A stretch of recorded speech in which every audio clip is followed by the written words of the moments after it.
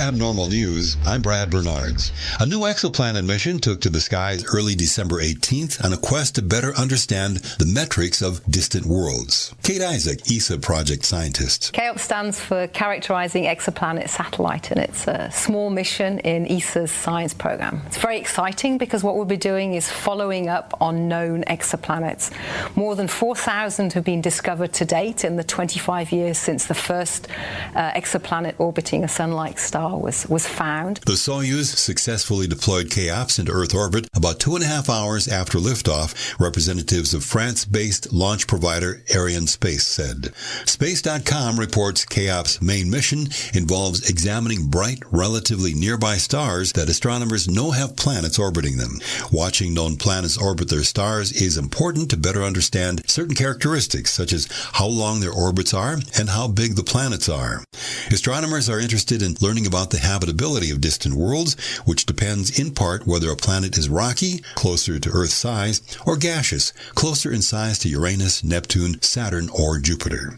CHAOPS will make high-precision observations of the planet's size as it passes in front of its host star, European Space Agency officials wrote in a mission description. Our neighborhood in space is turning out to be quite the populous planet precinct. Astronomers have found a new exoplanet just a little bit bigger than Earth, orbiting a red dwarf star just 66.5 light years away. It's an excellent candidate, they say, to help fill our vast knowledge gap about the small, rocky planet population of our Milky Way galaxy. Our detection ability and knowledge of exoplanets has practically exploded since the first discovery was published in 1992. Over 4,100 exoplanets have been confirmed in our galaxy, and we now have a much deeper understanding of planetary systems and how they form and evolve.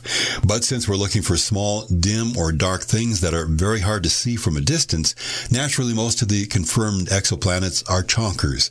Those around the mass of Earth and Venus are likely to be rocky rather than gaseous. That's one of the prerequisites for life as we know it. Read the news at paranormalradio.com. I'm Brad Bernards, Parabnormal News.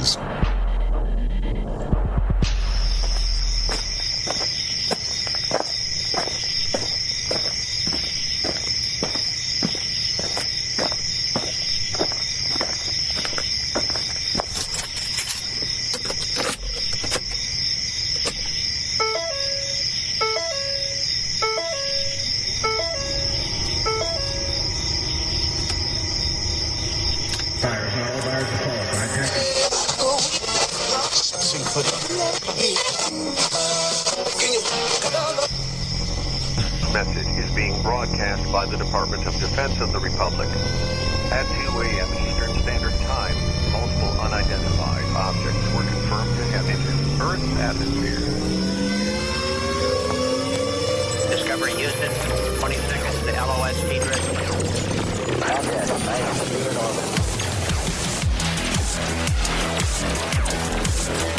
The first message that comes to you is you are a divine being. You matter. You count. You come from realms of unimaginable power and light, and you will return to those realms. The vast stretches of the unknown and the unanswered and the unfinished still far outstrip our collective comprehension. 5, 4, 3, 2, 1. Broadcasting from Forest Tower Studios, all the way from the Deep South. Now, here is your host, Joe Root. That's right, I'm here, broadcasting from a shack on a hill in the mossy creek bottoms of Cane Creek, Arkansas. This is Lighting the Void. I'm your host, Joe Root. Welcome back. It is Thursday night, January the 9th, on into the 10th. And tonight we're going to be speaking with very special guest, Montana Jordan. And we're going to talk a little occultism. She's an internationally renowned paranormal and parapsychological researcher, as well as, I'm assuming, that she's an occultist or a witch of some type, right? We're going to find out. She's been on Solaris Blue Raven show, which I really like Solaris. That ought to tell you something. And knows Nish. So that ought to tell you something else, too. So this is going to be one of those conversations on Lighting the Void that we love to have. on this show. I guarantee it. So stay tuned for that. I got to give a big shout out to our sponsors. Without them, we wouldn't have this. So if you get any Life Change tea, Ancient Life oil from Ronnie, make sure you tell them that the Fringe FM sent you. Right now, Life Change tea is doing 3 or buy 2 get 1 free, which is a really good deal. Take advantage of that while you can at Life Change tea. Get yourself cleansed there. Non-GMO stuff too. This is the good stuff, man. And then also metaphorical archaeology. If you've had a paranormal experience that's caused you trauma or any type of stress afterwards, you can get a session with Barbara, a little EFT session to help you release these things. And it's very discreet and it's free. Give her a call at 214-995-3754. All right. And you can also support the show by donating, going to the website and hitting the donate button, or getting any swag or t-shirts or any of that cool stuff, which we've been selling like crazy here lately. And now I think so much that the hats are on back order. I know Malorky's still missing a hat. Sometimes that stuff gets on back order, guys. And unless you want to switch it to something else, we're just going to wait. Sorry about that. Also, head over to ufoseekers.com, backed and supported by the Fringe FM and Lighting the Void. Again, if you want to keep a journalistic approach to what's going on, follow them on social media at UFO Seekers. Also, their videos and investigations are the best on youtube.com/UFO Seekers. And if you live in like the southwest area, and if you've had a UFO sighting, give them a call at 661-UFO-7889. Now, I think, here's the thing, like last night when I told you about my experience in Portland, that was hard for me to do, but I got a ton of feedback about that. It was extremely hard for me to tell you all that stuff. So we may end up doing that more. There may be like some more storytelling stuff. I know Jake has in the chat sent me a whole bunch of stuff of ideas and bits to do. So I really appreciate that, brother. Thank you very much. Anytime you guys have ideas for the show, send them to me. I'll consider them. If they're cool, we'll do them. So let's bring on our guest here. Montana Jordan is an internationally renowned paranormal and parapsychological researcher, as I stated before, with over 20 years of personal and professional fieldwork experience.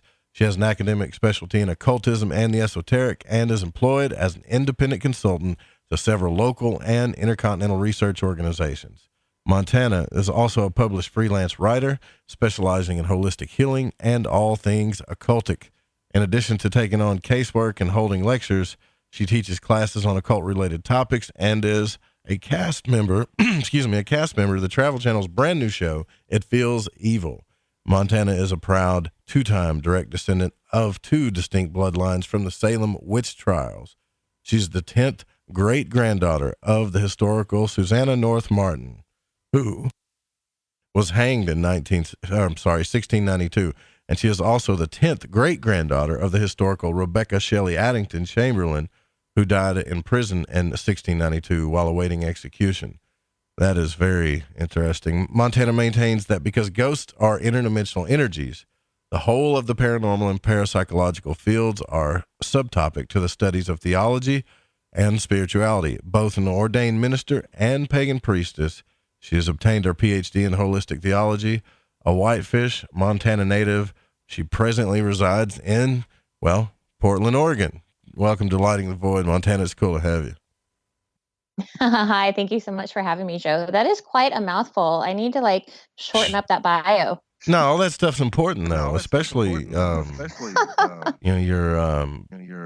we're getting a little feedback again, but especially your relation to the Salem Witch Trials. That's, what I heard from Thomas Sheridan about that is I heard that when he went there to visit the place, that he felt he said he felt kind of angry that they didn't take it serious enough because it was a real deal. Do you get that vibe from there?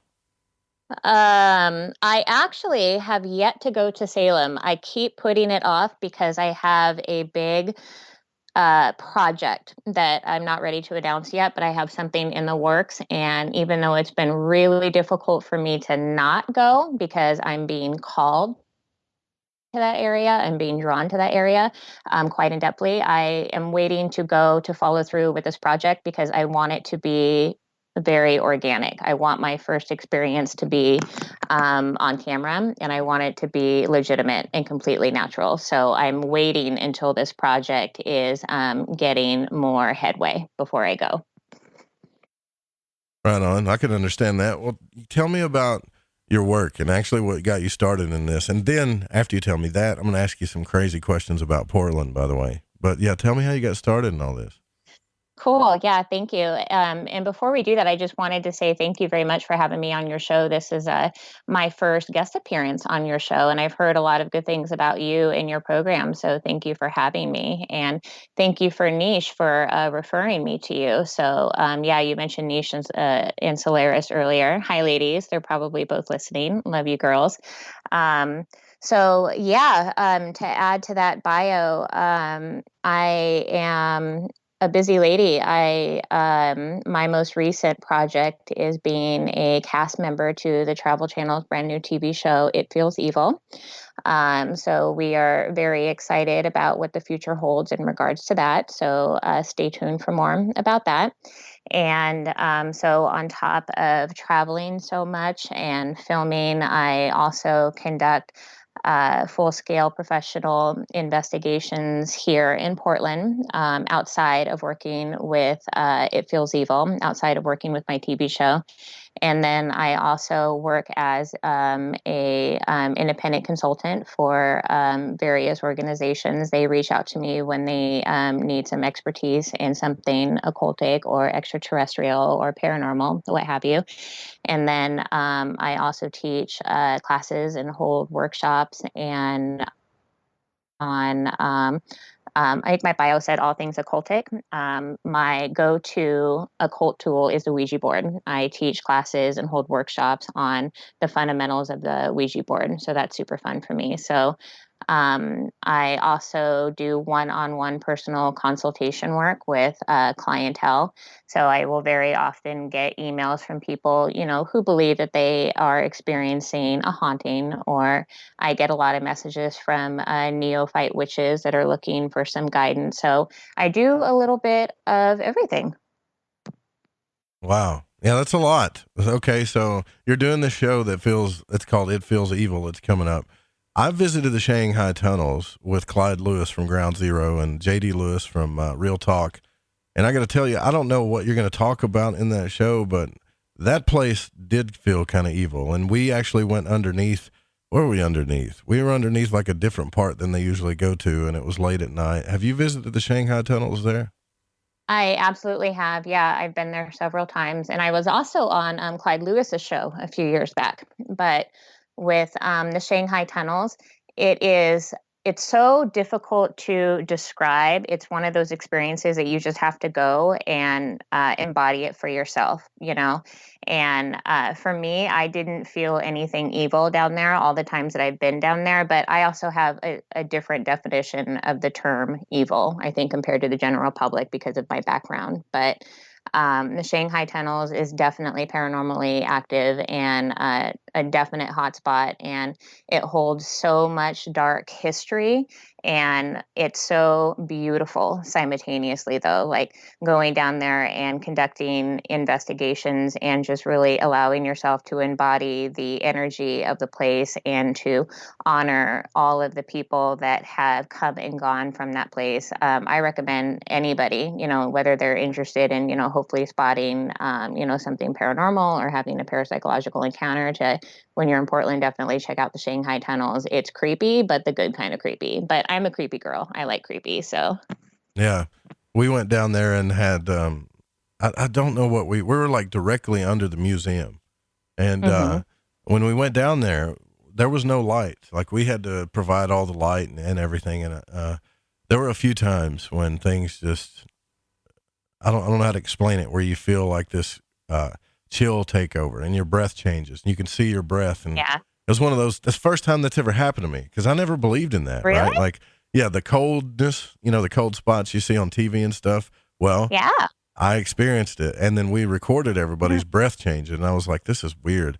And Clyde kind of started freaking out because I think he's a little sensitive to that stuff. And yeah, it was a trip, man, to go down there and just to think about the history of the place. Like, what kind of, does that really give off bad energy? See, this is what I want to talk to you about because I believe that, like, I studied more on the ceremonial magic side, like Golden Dawn stuff and astral travel things. And so I think it's all related, kind of like what you're talking about in your bio.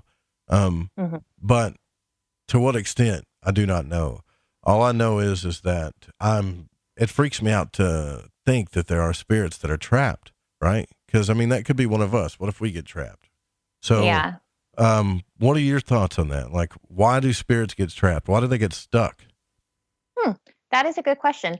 I actually disagree. I do not believe that spirits get trapped. My professional and personal opinion is, that they aren't trapped. I believe that they are self-movers and therefore their own liberators.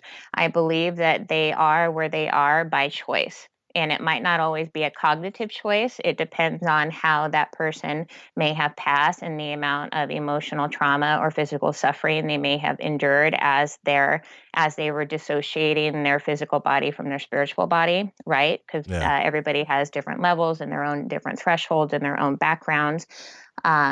So I think that for those people that suffer a traumatic transition, and I say transition because to say death, it's so limited, indefinite, and we know that there is no such thing as a true death. So I choose to use the word transition.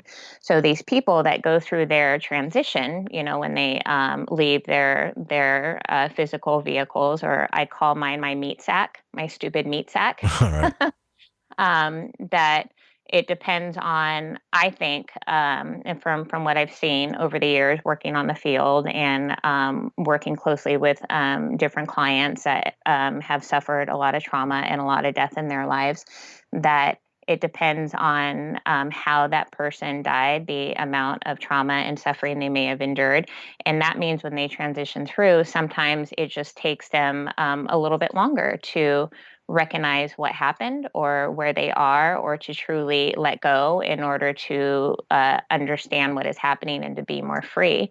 So with that said, I think that when we leave our bodies, that we are no longer held down by the confines of the laws of physics, right? I'm in my physical meat sack right now, so that means I obey the laws of physics whether I want to or not. I've got gravity that I have to tend to. I have to feed my meat sack or I die, right? So we've got these biological limitations. So that means when somebody transitions out of their meat sack, they are no longer held accountable the way we are, that they have more freedom, that they are able to come and go more easily. And that's where astral projection comes into play. That's where time travel comes into play. That's where dream work comes into play. It's all the same. And I think it all stems from the same place. So to circle back, I do not think that spirits or ghosts or energies are ever trapped. I think that, definitely sometimes people are on, like I said, they have their own thresholds and they're on their own levels trying to figure things out where they want to go and what they're doing. But I think that we are the ones that are limited. I think we are the ones that are more ignorant. So when I go into an investigation, it's never with the intention to, ever remove an entity unless if my client feels very strongly that needs to happen. I'm definitely not one of those people that believes in the bright white light and that I need to help a ghost, find its way home. I think that is a no-no. I think that's very disrespectful, and I think that's ignorant. So, no, I don't believe that spirits or ghosts or energies, I call them energies, I don't believe that they're trapped. I think that they are more enlightened than us. They are smarter than us, and they're able to move more freely than us. So if we go to a non-ideal location for us, like if I were to transition out of my meat sack, I probably wouldn't want to choose to hang out in the Shanghai tunnels, right? And that's what other living people would assume, like, oh, it's so dark and cold and dungeony down there. Why are you hanging out there? I don't think that they are just down there hanging out. I don't think that they're trapped down there. I think that they have the freedom to come and go. And because they're interdimensional beings, that means that they also have the capability to coexist in different areas at the same time. So it all boils down to the larger working collective inner consciousness, like of the soul itself. Is that what you mean? Like, right. Like, yeah, definitely. They could have some subconscious programming they're not aware of that's keeping them trapped, but they're really not trapped. They just need to realize it.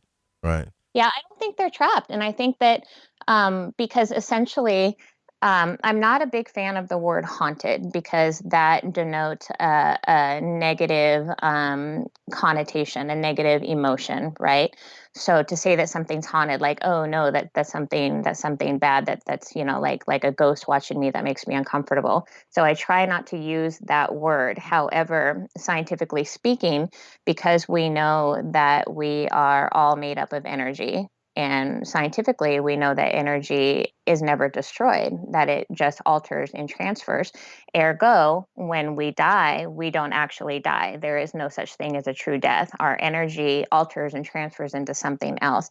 And again, because we are no longer stuck or trapped by the earthly gravitational pulls and what have you, we are able to travel more freely and go do what it is that we want to do. And so I think that by scientific definition of what a haunting might be, and that we know that we are all made up of energy and that everything is energy, and we know that like energy attracts like energy, by definition, that means literally every place is haunted, right? And every person is haunted. So everywhere you go, essentially, there are dead people. Essentially, there are interdimensional beings, because that's what we are on a scientific and a spiritual level. And that's what occultism is. Occultism is that bridge that gaps those two academics together.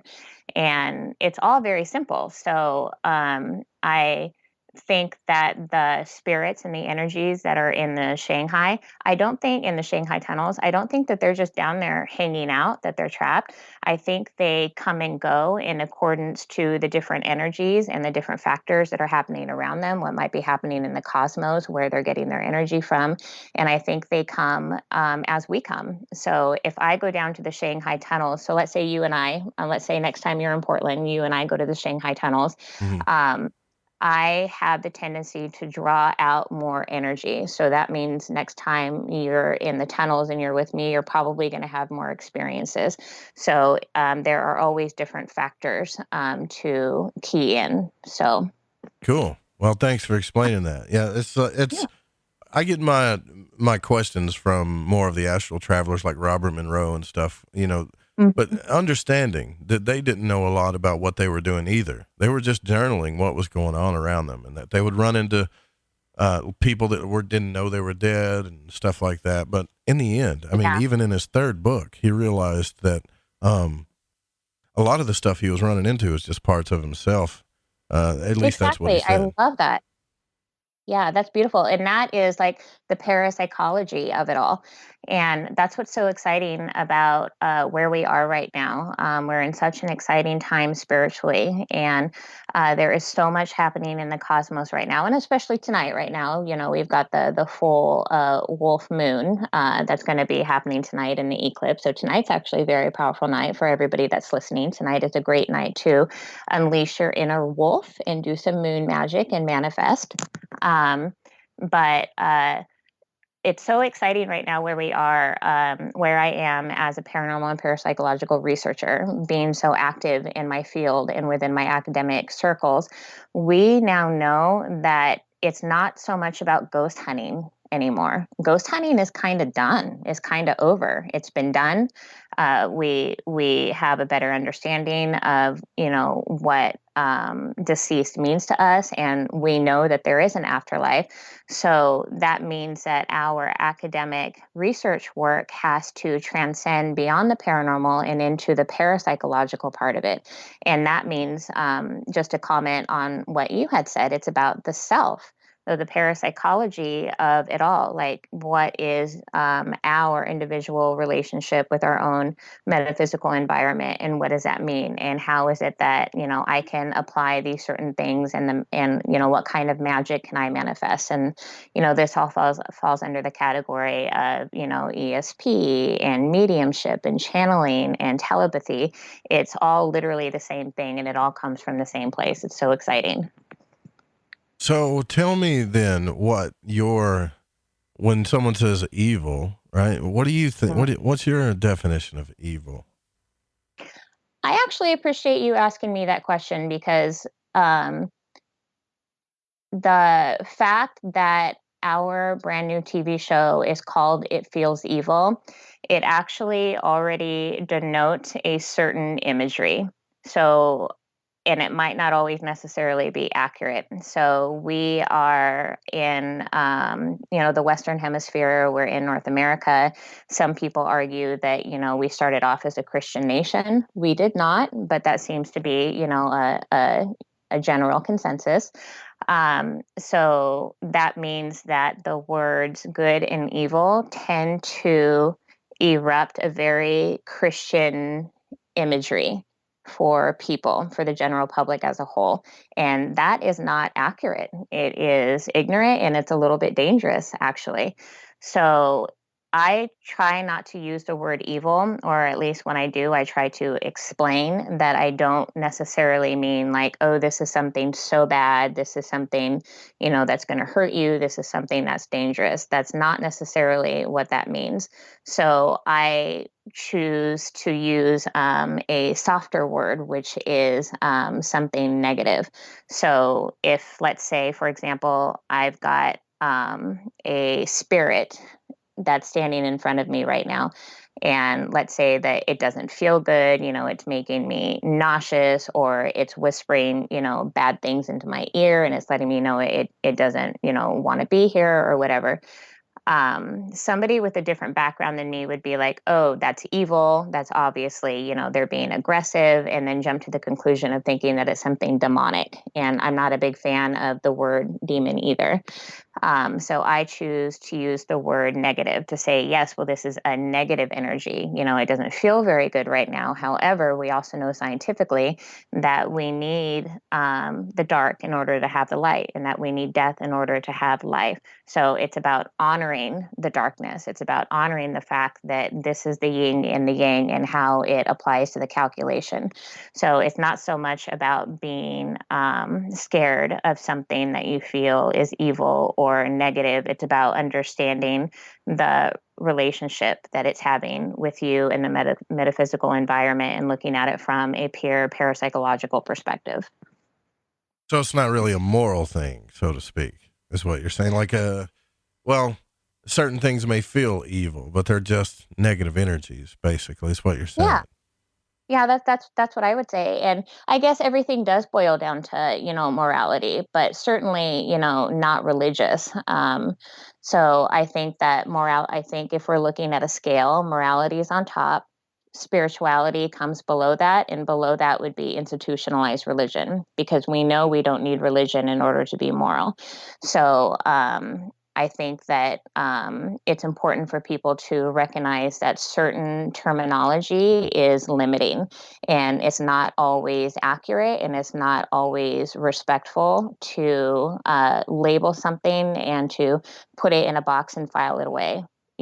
That true research work means that we always have to be open-minded and flexible, and understand that things change. And that's what we've been experiencing, these last few generations, with all of these great pioneer paranormal and parapsychological researchers that came before us. We now understand, because with advancements that we made in our technology and our spirituality as a whole, that we are changing the definitions of what things used to be. And that's so exciting. We now have such a better understanding of what a ghost is. We now understand a little bit better, what an afterlife is and what we think comes after that on a scientific and a spiritual level. So we are definitely making so many advancements, but it's also so important for people to recognize my colleagues, my parapsychological colleagues, as well as, paranormal enthusiasts, anybody that's listening right now.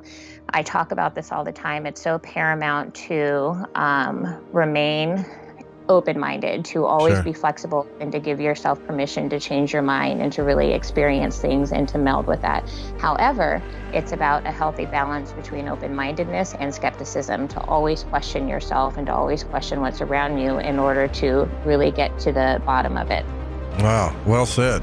We'll be right back with Montana Jordan, montanajordan.com. Visit the website for reference tonight. Stay with us.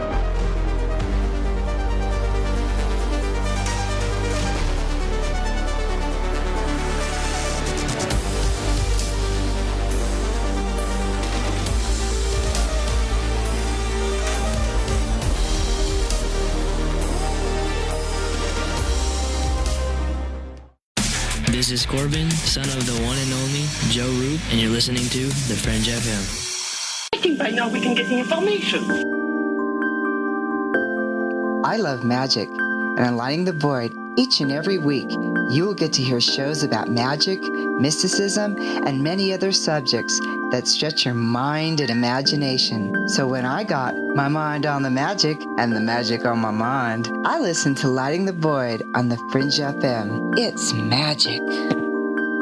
May the gods look with favor upon you.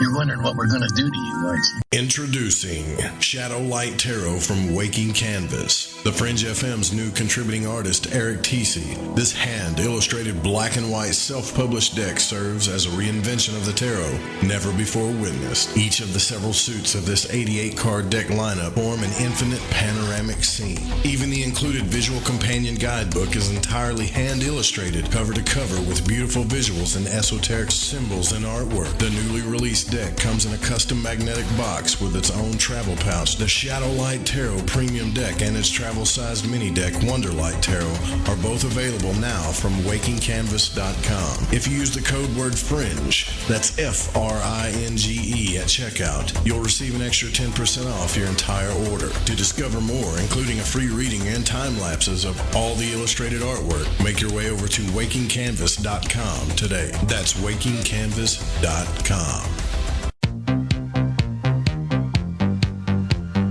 From the afterlife and into your life, this is Art Bell, and you are listening to Joe Roop and Lighting the Void, here on the Fringe FM.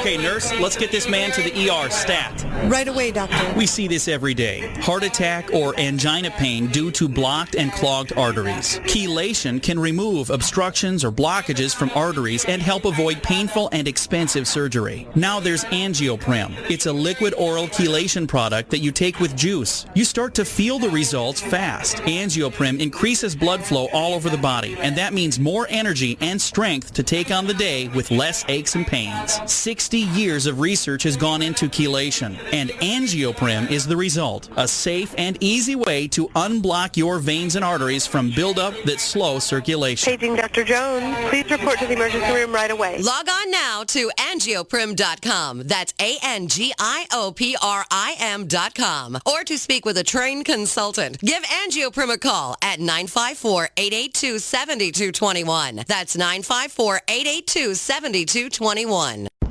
Are you intrigued by Paranormal Talk Radio? You'll love the new Paranormal Radio app from TalkStream Live. You'll find a great selection of talk shows covering UFOs, ghosts, strange phenomena, and much more. Download the Paranormal Radio app now and start listening to the very best in paranormal talk entertainment, including the network you're listening to right now, the Paranormal Radio app. Free in Google Play and the iOS App Store. This is Barbara Charlton from Metaphorical Archaeology. If you've ever had a traumatic paranormal experience, the effects of it may stay with you for years. Who do you talk to? You can't go to conventional help. What we do is we use emotional freedom techniques or tapping to actually neutralize the effects of that event. Maybe when you tell the story now, your heart races and your palms get sweaty. You don't even want to think about it because you don't know how to neutralize that. That's what EFT tapping does. It neutralizes those emotions. The circuit that was recorded on is gone. The energy flows freely and you're free of it. And that's what emotional freedom is all about. We offer this as a pro bono service, but this is something that I offer because no one, it seems, is helping people with these experiences. If you'd like to reach me, it's really easy. My cell phone is 214-995-3754. Please leave a message. I will get back to you as quickly as possible. Or you can email me, barb.eft@gmail.com. And EFT stands for Emotional Freedom Techniques. Reach out to me. It's confidential. This works. You won't believe the results. So, you love talk radio? Then you'll love TalkStreamLive.com. TalkStream Live is always on, 24/7 with the best streaming talk shows. Find your favorite talkers and discover some new ones. It's free, readily available online or on mobile with any smartphone or tablet. Finding your favorite talk shows all in one place has gotten a whole lot easier. Just go to TalkStreamLive.com. Be sure to download the free apps from Google Play or the iTunes App Store. All right, everyone, this is Justin from the UK. Excuse the chitty. If you're into the fringe and you want to hear the brass tacks, me old China plate, Joe Roop and his guests on Lighting the Void will open your mince pies. You need to shut your north and south and use your 10-speed gears and listen to them bubble. You could hear a Barry Crocker, no Brussels, but he ain't no holy friar. Anyway, you be the Barnaby Rudge and take a butcher's.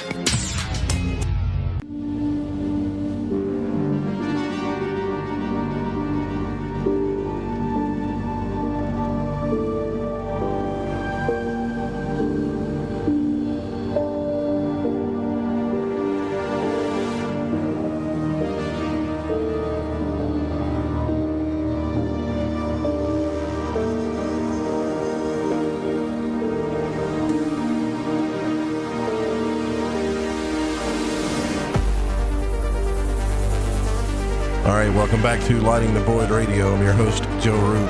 Tonight, our guest, Montana Jordan, montanajordan.com. We go to that website, and it's pretty obvious what this thing is about when you go there, because there's some type of sigil that you have on here, Montana, along with an upside-down pentacle or pentagram, whatever you want to call it. You know, most people run from that. They think that's totally evil. You know that? Yes, I sure do. That's why I made a point to add that to my logo. So yeah, that's my official logo. You can see the M and the J in it.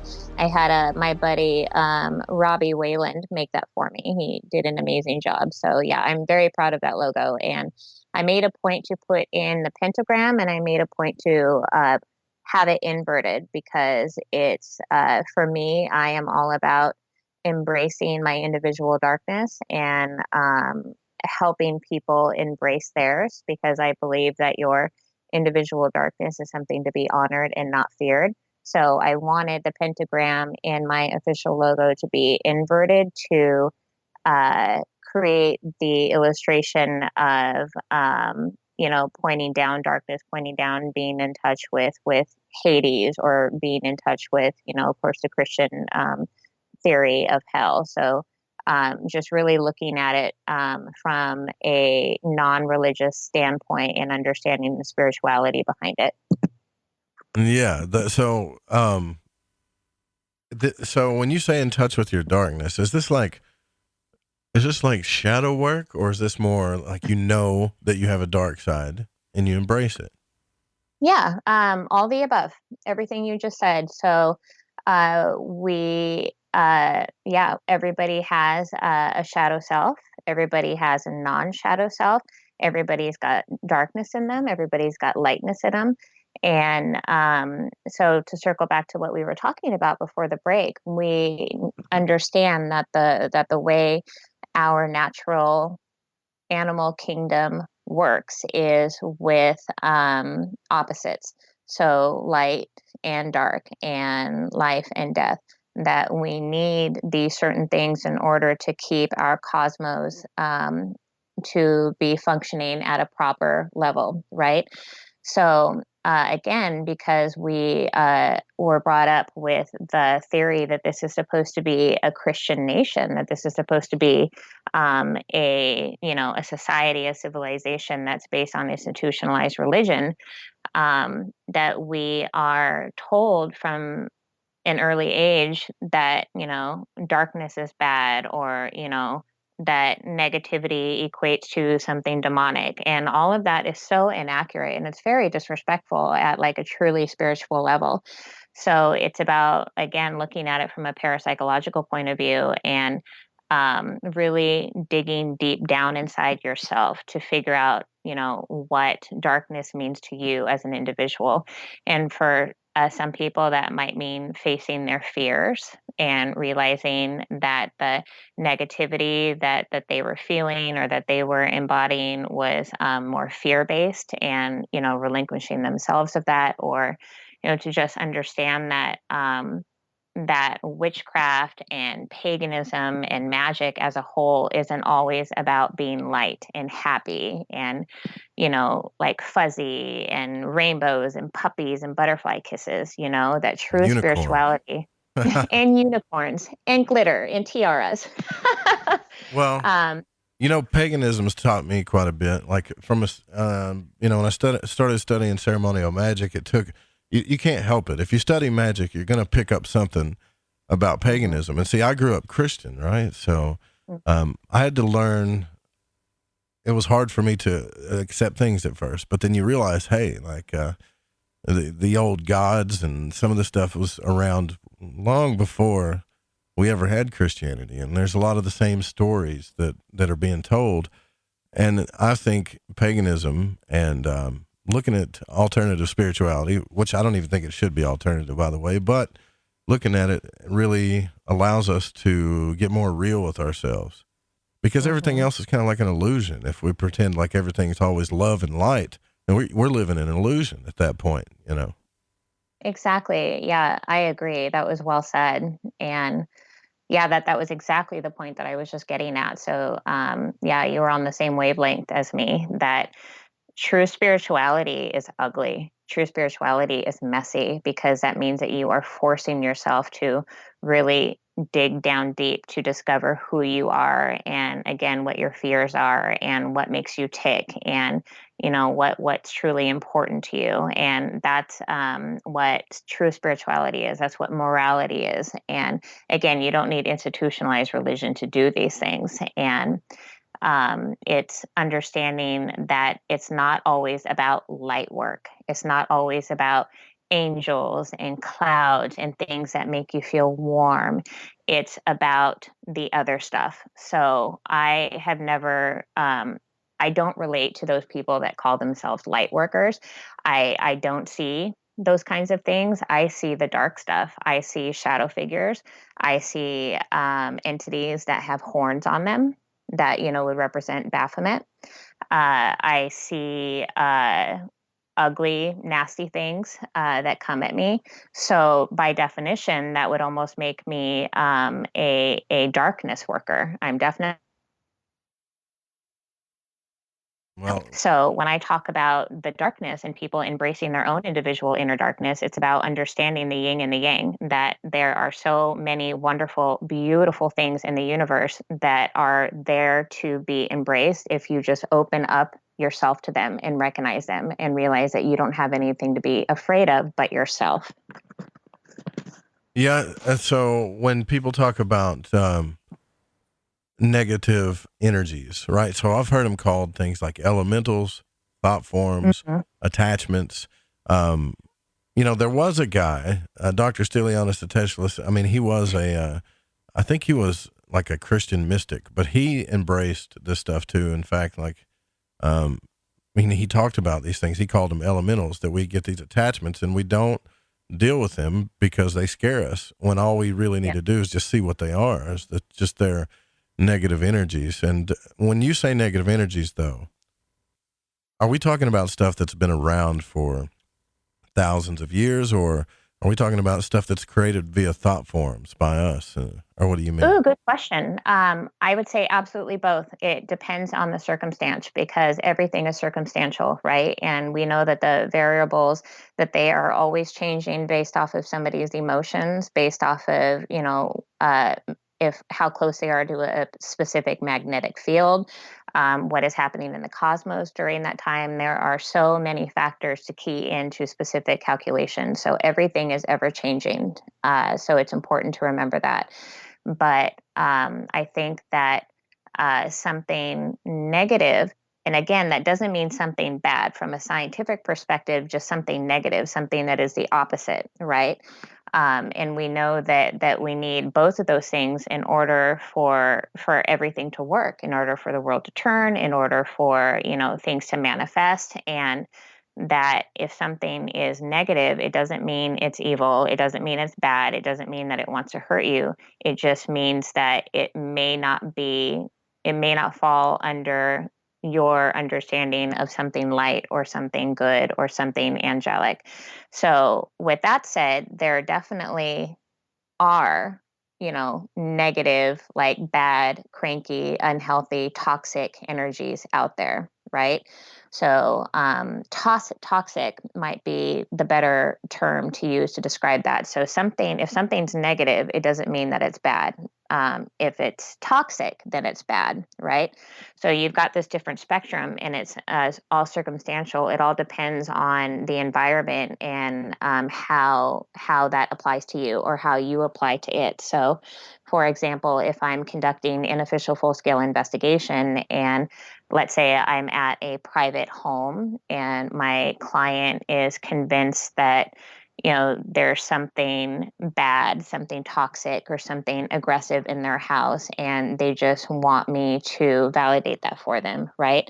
So there are different levels of inquiry that we could go from there, and different experiments that we can conduct using, technological equipment as well as the, old school occultic equipment. And then we cross-reference that with personal experiences. And then at the end of the investigation, and after we go through all of our evidence, I sit the client down and I'm like, okay, well, what is it that you're really afraid of? And, how can I meet your needs? What are the, coping mechanisms that I can offer to you? What questions do you have? Because the whole idea of being afraid of something and wanting to get rid of it, that's just silly if you think about it, because we know that we are part of the larger working inner consciousness, and it's all about energy. It's all about how you choose to relate to that energy on a parapsychological level. So understanding that because like energy attracts like energy, if you're a healthy person, you're going to attract healthy energy. If you're a toxic person, you're going to attract toxicity, right? So it's all pretty simple when you boil it down. So it's not even always going to be about what's negative and what's positive. It's going to be about whatever's happening in that environment at the time and how you apply yourself to it. Yeah, so it's like we're broadcasting this stuff all the time, right? Yeah. What we want in our surroundings and in our life. But here's the thing, though, that we get a lot of questions about on the show, and maybe you can help with this, is like a psychic and magical attack. Now, here's the thing. I understand that it's easy to get paranoid about this type of thing. I've read all kinds of books about it, but there has to be a way to know, right? There's got to be a way to know if somebody's doing this to you, like magically or whatever, versus are you doing this to yourself? Yes. And that's the big question that everybody asks me all the time. And I'm like, well, I tell them, I say, well, it could be a bad planetary alignment, or you could be doing this to yourself before you jump to conclusions that somebody's doing this to you. But I can never really truly define if it's coming from somewhere else. Are you able to do that? Wow, that's a good question. I don't know, actually.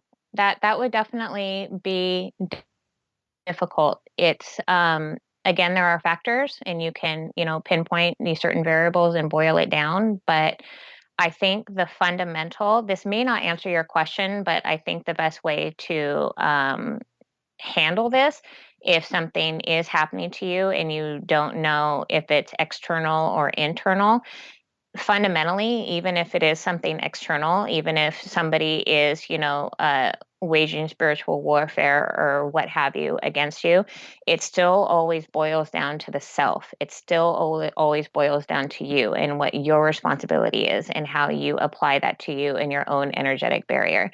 So again, it's not about the external. It's not about the paranormal portion of it. It's about the internal, the parapsychological portion of it and the self. So it's about understanding, your yin and your yang, your darkness and your lightness, and what that means to you, and understanding that even if somebody is doing something bad to you, having that integrity to say, okay, what is my responsibility in this situation, and what is it that I'm fearful of, and what is it that I need to do in order to manifest my own desire from this. So I think that people individually as well as collectively are so much more powerful than they realize. And I think that every individual, I think that all people possess their own infinite parapsychological capabilities. So I think that people should not always look to see what is happening around them or to them or because of this, what the external factors are, because that doesn't matter. As long as you grow parapsychologically, and as long as you are holding yourself accountable, and as long as you block out as much toxicity from your energetic barrier as you can, then it doesn't matter if somebody's trying to come at you or not. So it always boils down to you. I totally agree with that. So what I do, and maybe you can comment on this, is if I even think that stuff is happening, the first thing I do is just ground myself and then cleanse what I need to cleanse, and then just try to focus on good things, I guess you could say positive energy, and focus on what I want instead of what I fear. And usually, no matter who's telling me, oh, there's death coming your way, or clean this or do that, and I'm like, yeah, well, it's not really doing anything to me. It's the extreme bad luck, I think, where people start getting worried when they just have really bad things happen to them one after the other. Yeah, that's when totally I think you need to look at it. So yeah, absolutely. You're pretty confident what you talk about, I can tell. So was there ever a time when you were doing these investigations or helping someone that, I'm trying to think of how to word this, that you weren't so sure of what was going on? Like something really strange that happened. I appreciate you asking me this because I have my background, I have my experience. I think I know what I'm talking about for the most part. With that said, though, everything is still so new to me. And I love that. And that's why I love what I do. And I'm so fortunate to be able to do what I do and to go out and investigate and do all of this work and get dirty and discover so many more things about myself and my own metaphysical environment.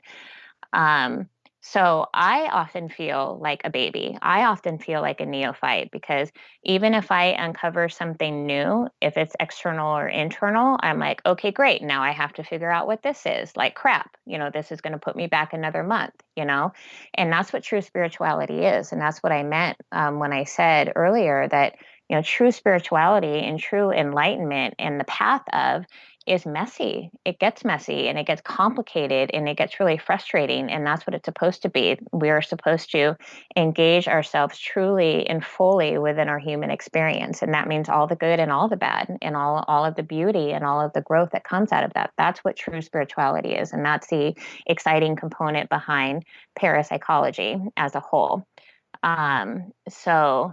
Yeah, I'm losing my train of thought. You're a full-blown witch, though. You know that? Like the laugh you just did was the witchiest laugh I've ever heard in my entire life. Like, you have a witchy laugh for sure. That's funny. Yeah, I've been told. Yeah, I cackle.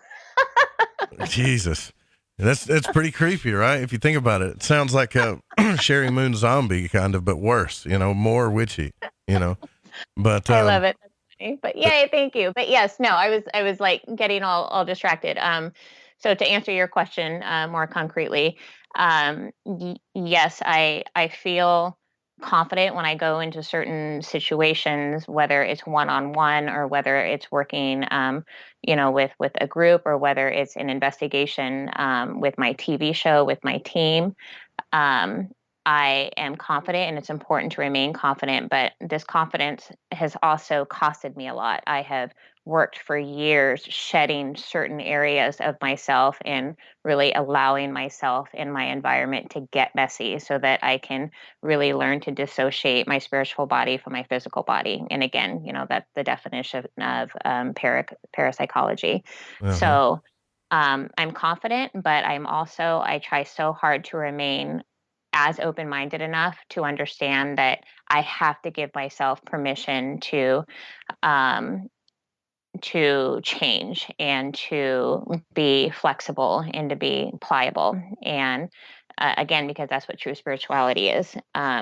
So I sometimes personally, I get so frustrated because something new might be happening and I don't know what it is. I'm like, oh my gosh, what is this? Like, am I supposed to be scared right now? And then what I know about myself when I start to get like the start of that emotion, if I'm starting to feel a little jolted or a little surprised or a little scared, I say no, because I know that I don't have anything to be fearful of but myself. So if I'm scared of something, that is projection. That means that there is something that I am identifying outside of myself that belongs inside of myself. So I talk about this all the time, and especially in terms of people needing to be more embraced by their own darkness and vice versa, that I truly think that once you have so many of these parapsychological and paranormal experiences and paranormal encounters, and granted, I have so many to boot because I've been doing this for so many years, like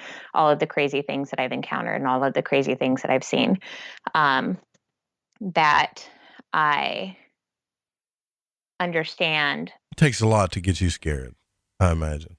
It does. It really does. Like I'll still get jolted. Like I'll be like, oh, that jolted me. I'm surprised right now. But I recognize as a adult that I have the capability to control my emotions. So I can be like, oh, that jolted me, but I'm going to choose not to be afraid of it.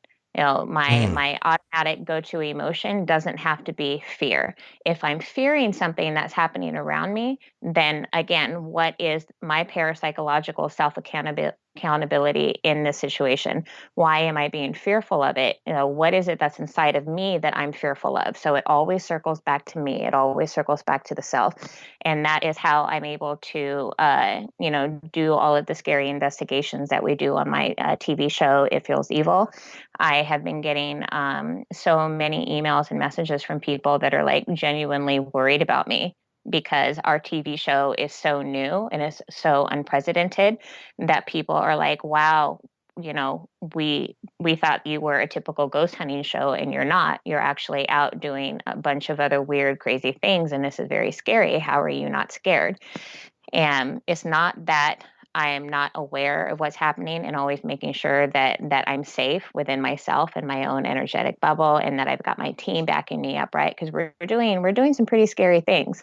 But I choose not to be scared, because if I am afraid, then that means I am relinquishing some of that power for myself, because it's not about anything external. It's about what's happening internally.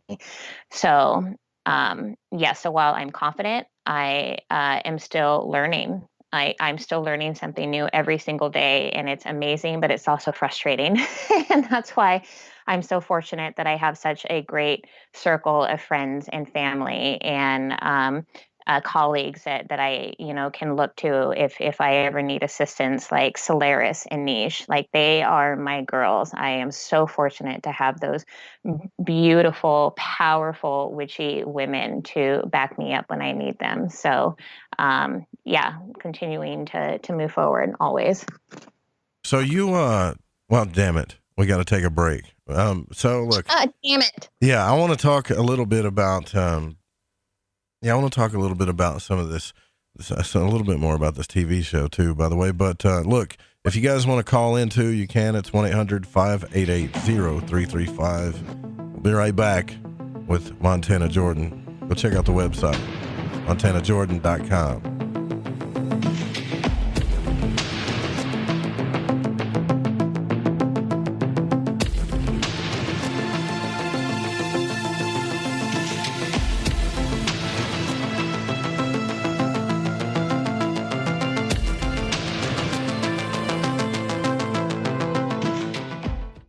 This is Crow 777, and you are listening to The Fringe FM. Why is it we're not very good with our health regimen until it's too late? We don't put oil in the car until the engine blows up. When the body's out of balance, your health is not so good. Give your body some love. Log on to GetTheT.com. That's GetTheT.com. Try our Life Change Tea, which cleanses you from harmful intruders. A clean colon is one of the ways to bring the body in balance. We also carry organic supplements to help you get where you need to go. So do your body a favor. Log on to GetTheT.com. That's GetTheT.com. You can even visit our sales page to save some dough. Does anybody call money dough anymore? Anyway, if you're looking for short, helpful health tips, go to YouTube and punch in Health Matters Now. That's Health Matters Now. So, log on to GetTheT.com, shop, get balanced, then learn some cool tips at Health Matters Now. You'll be glad you did. That's GetTheT.com. This is Reverend John M. Polk. Please visit me at johnpolkmedia.com and visit my show, Quantum Hologram Matrix, 5 p.m. Pacific, 8 p.m. Eastern, every Tuesday on thefringe.fm.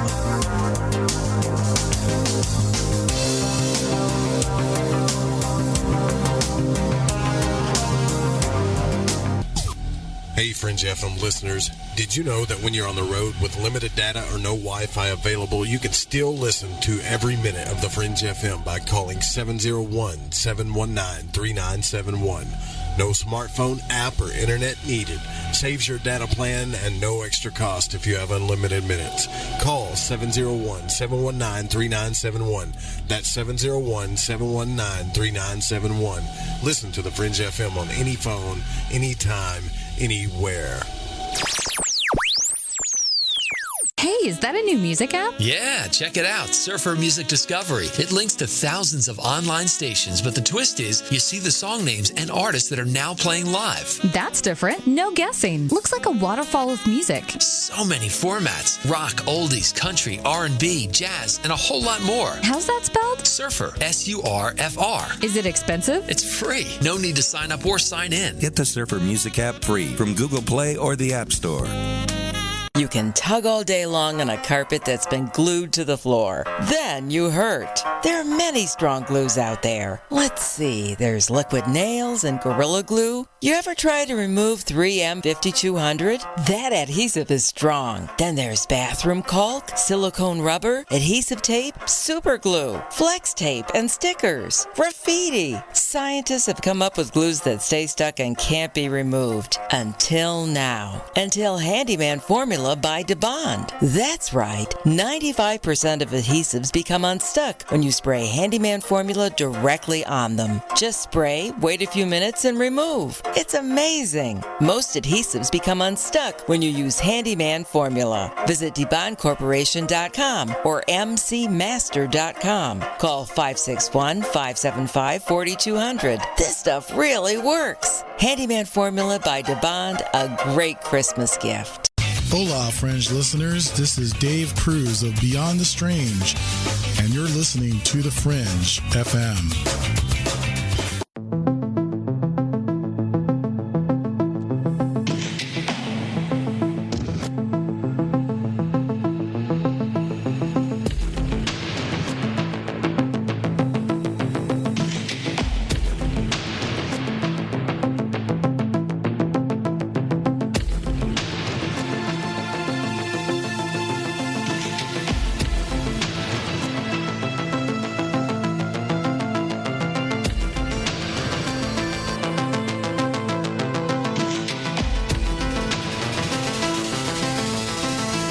All right, welcome back to Lighting the Void. Our guest, Montana Jordan, tonight, who is a friend of Nish's, and I think we're getting calls already. If you want to call in, it's 1-800-588-0335. You can call into the show. You can also text into the show anytime at 501-777-5631, or join the Fringe FM chat room. And to check out the website is montanajordan.com. We're also talking about her TV show that's coming up, like It Feels Evil. It Feels Evil is the name of the show. And before we start taking calls, just real quick, who else is on the show with you, Montana? So thank you for asking. My full team, we've got 3 gentlemen that I work with, Tim and Patrick and Scotty.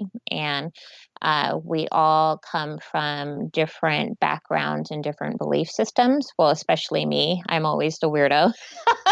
I'm always, the crazy hippie pagan everywhere I go. And so we, the 4 of us work together, and we are essentially investigating demons. So we aren't just out ghost hunting. We are really getting down to the nitty and the gritty and doing, the things that, would typically scare most people, which is fun for me. Good times, right? And I believe, I believe Nish is on the phone. Is this Nish? Are you on the phone line, Nish? Yeah, can you hear me, Joe? Oh yeah, I can hear you loud and clear. Hey, girl. Hey. Hello, my loves. This is great. I'm in the Fringe FM chat. Yeah. And I've got to tell you, I love the chat. Can you imagine? Can you imagine the kind of trouble these two probably get in? I bet, Montana and I get in trouble. Oh my gosh. Yeah, Yes, Joe, we you do. have no idea. And Nish, I'm so excited. I get to see you on Monday. I know. We're going to rock it out.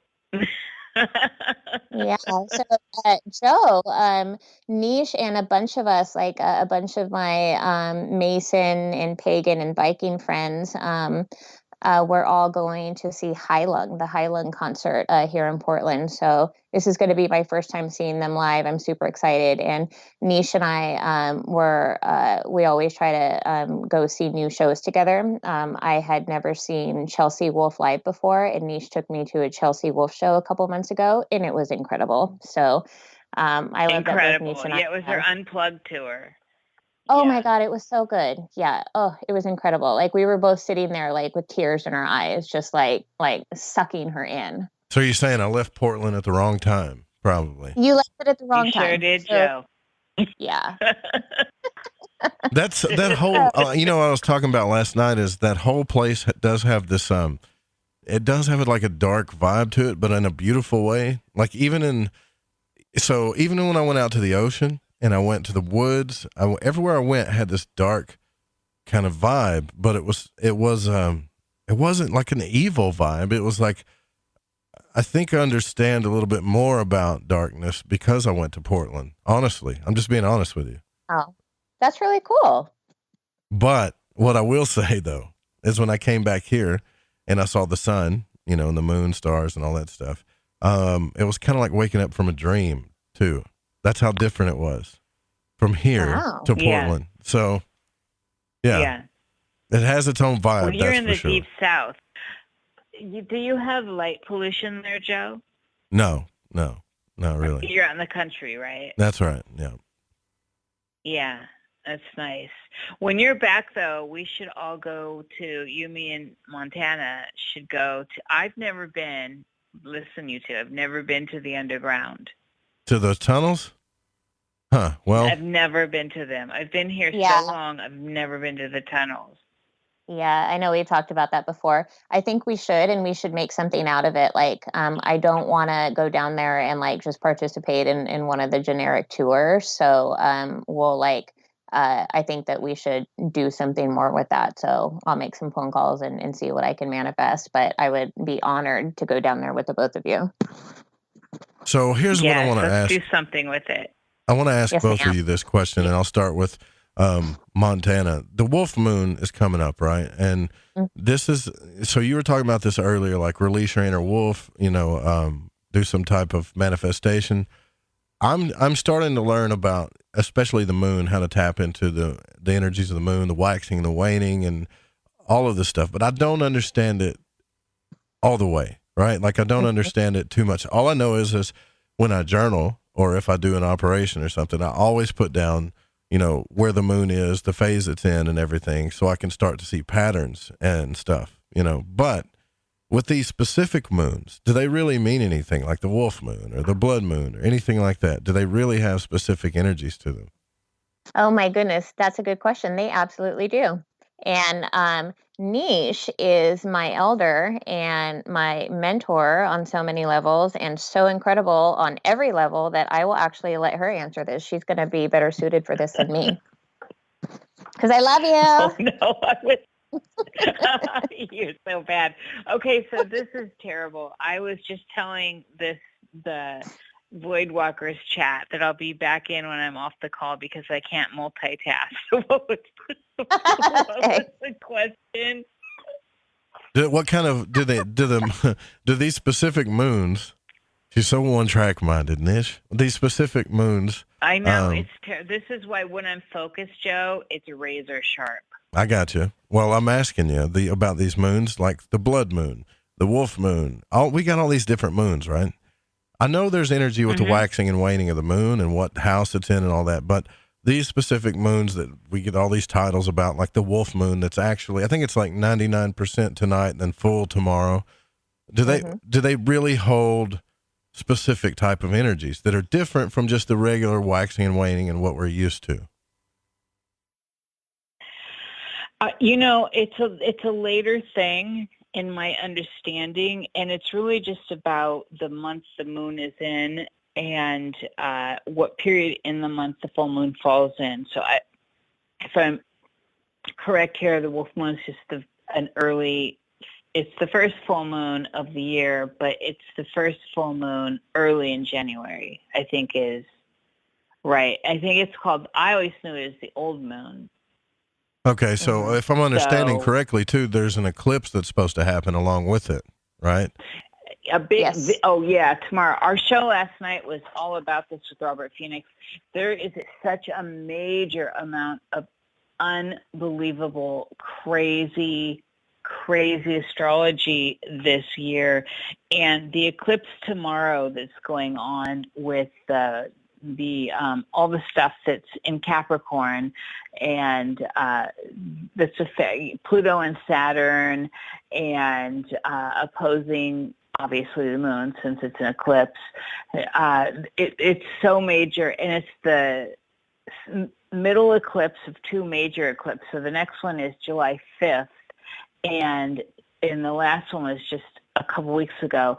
So there's going to be, as we're already seeing, major turmoil. This Saturn-Pluto stuff hasn't aligned like this for 500 years, like the Dark Ages, the Middle Ages, which is why we're seeing a lot of this.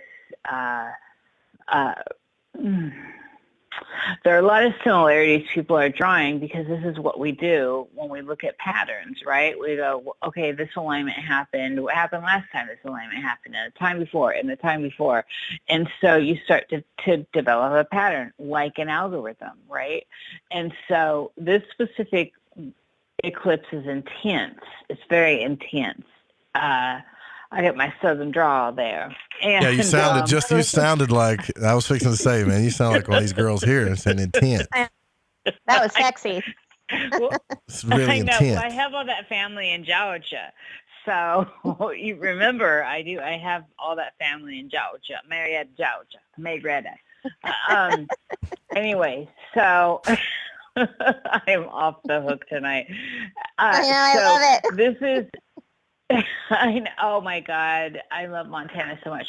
So, yeah, this is an intense time. This eclipse is intense. There's going to be a lot of what I've been saying for this whole year is keep your knees weak, stay mutable. There's a whole bunch. Try and stay in. If you try to ride the wave and not get fixed and be like the Big Lebowski. Dude, exactly. Yeah. Because otherwise you're gonna get taken out. This is not the time to be rigid. This is not a time to get stuck down and hold your ground, because the energies going on right now will pull you under, will take you apart. And then there's all that juxtaposed with Uranus and Taurus that's uprooting, things that we find pleasure in, comfort in, home, stability, security.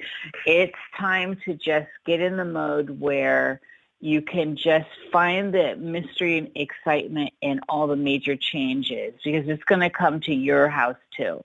And wherever Capricorn is in your chart, that's where this energy, that would be where you want to look to see how it's going to affect you personally. It's so scary though, man. So, like, to me, no, don't look at it like that, Joe.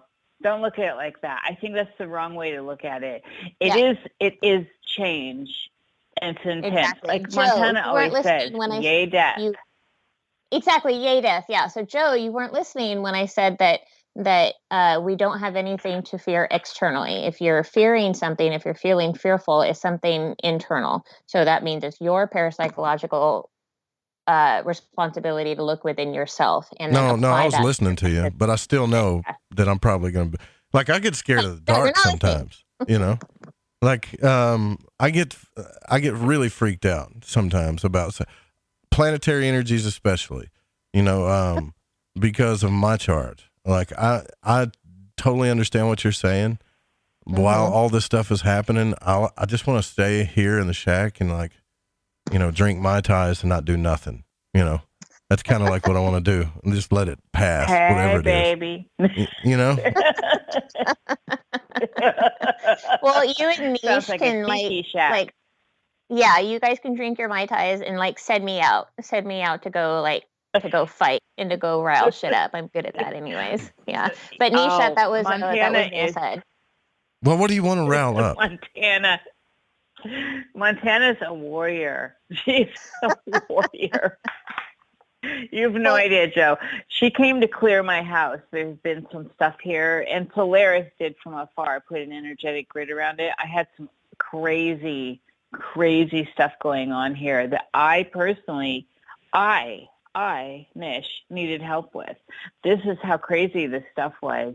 So Montana came out here with the Ouija board, and Solaris had done this grid around the house, and she honed right in on some stuff. We're walking, and she's like, Montana turns around, she's like, "Don't fuck with me, bitch." To this entity. You got to watch those F-bombs till I get the profanity delay, Nish. Sorry, it's the radio. Yeah. But I want to say, but we know she what you're had no talking idea, about. Knowing where she was pointing and said that there was something very specific that I had planted there against someone who had done a lot of harm to me in my past. And I had planted an egg there, and Montana honed right in on it and her energy. I mean, it was just so right on. And that was the moment when I'm like, wow, this woman knows what she's doing. And then, of course, she brought the Ouija board in, and my great aunt comes, who's got the strangest name, and we pull it out. Orpha is my great aunt's name. And, who shows up but Orpha. So, they cleared it. Montana and Solaris, I needed help, and these women are real. So, the Ouija board is something that is interesting. You talk about using a tool, because in my, I guess, spiritual stuff, and that's something like I guess I'm a control freak, maybe. Like, I don't like opening up doors to things that I don't know what they are, right? Everything in my world has to have a name or some type of energy or something like that. I've always kind of believed, and maybe you can correct me here, Montana, if I'm wrong, like if I open up a doorway with a Ouija board, a spirit could be telling me it's one thing, but then you hear all these other people saying, a lot of times spirits, they trick you. They tell you that they're your relative, or they're somebody that you love, but they're really not. They're just some kind of negative energy that's trying to trick you and get involved with you somehow. What are your thoughts on that? Because I know you've heard that stuff before, right? Oh, absolutely. Yeah, no, those are all great questions. And yeah, I absolutely love talking about the Ouija board or the spirit board or the talking board, whatever you want to call it. It's basically all the same. Just the Ouija board is the one that has a patented name, Ouija. So any other board that doesn't have Ouija on it, it's, you call it a talking board or whatever. But no, I think that Ouija boards are absolutely beautiful, healthy, resourceful tools. And I actually trust my Ouija board over any of my technological equipment that I use when I'm investigating. Really? Every single time. Absolutely. So I do not agree at all that Ouija boards open doorways or that they open portals. I believe that the tools that we use are only extensions of ourselves. So that means that the Ouija board or any other tool that I might use, like a Eucharist or a wand or my tarot cards or my EVP recorder or my ghost box, anything that I use is only an extension of me, because me, myself, I am my greatest instrument. So when I walk into an investigation, I'm in charge. I am my own instrument, and I utilize that with my senses and my background and anything else that I need to apply that, considering the circumstances, whatever they may be. So my point is that the Ouija board itself only has the power that I give to it, because it's not about the board. It's about me. I'm in charge. I'm in control. And it's the same with if you go see somebody and they're giving you a tarot reading, or again, if you are participating in some sort of church event and you're taking in the Eucharist, you give it the power that you choose to give it. So if you believe that something, is evil, then you're already, putting that label on it, and you're already, snowballing that toxicity created to it. So again, it always boils down to the parapsychological perspective of it. How are you responsible in this situation, and what sort of energetic barrier are you putting around it or yourself? So I do not believe that the Ouija board itself is good or evil. I think that the goodness or the evilness lies within the intention of the user. And it's going to be the same with any tool. And again, it's going to be the same with technological equipment, So I don't think that a Ouija board opens a doorway, like you just said it did, Joe. I think that is incorrect, because we know that the doorways and the portals are already there. It has nothing to do with the Ouija board. And what I mean is, because we know, and Nisha and I talk about this all the time, that we are all interdimensional beings. We are all very powerful, energetic beings, and that we know that we are all very active parts of the larger working inner consciousness, and that we don't need a Ouija board to access a portal, that we don't need a Ouija board to open up a door. I don't think that it's that black and white, that there are doors and portals all over the place, because we are all energy. And that's how energy attracts and connects to and visits with other like energy. It's all about, it boils down to the vibrational, energetic frequency in the languages that we use on that level. That's how we connect with each other. So a Ouija board is a very archaic, beautiful, powerful, resourceful tool that you can use in two ways. Number one, you can use it as a paranormal tool, where you can hope to communicate with somebody externally, right? So like your dead grandma, or, somebody external, some sort of external stimuli.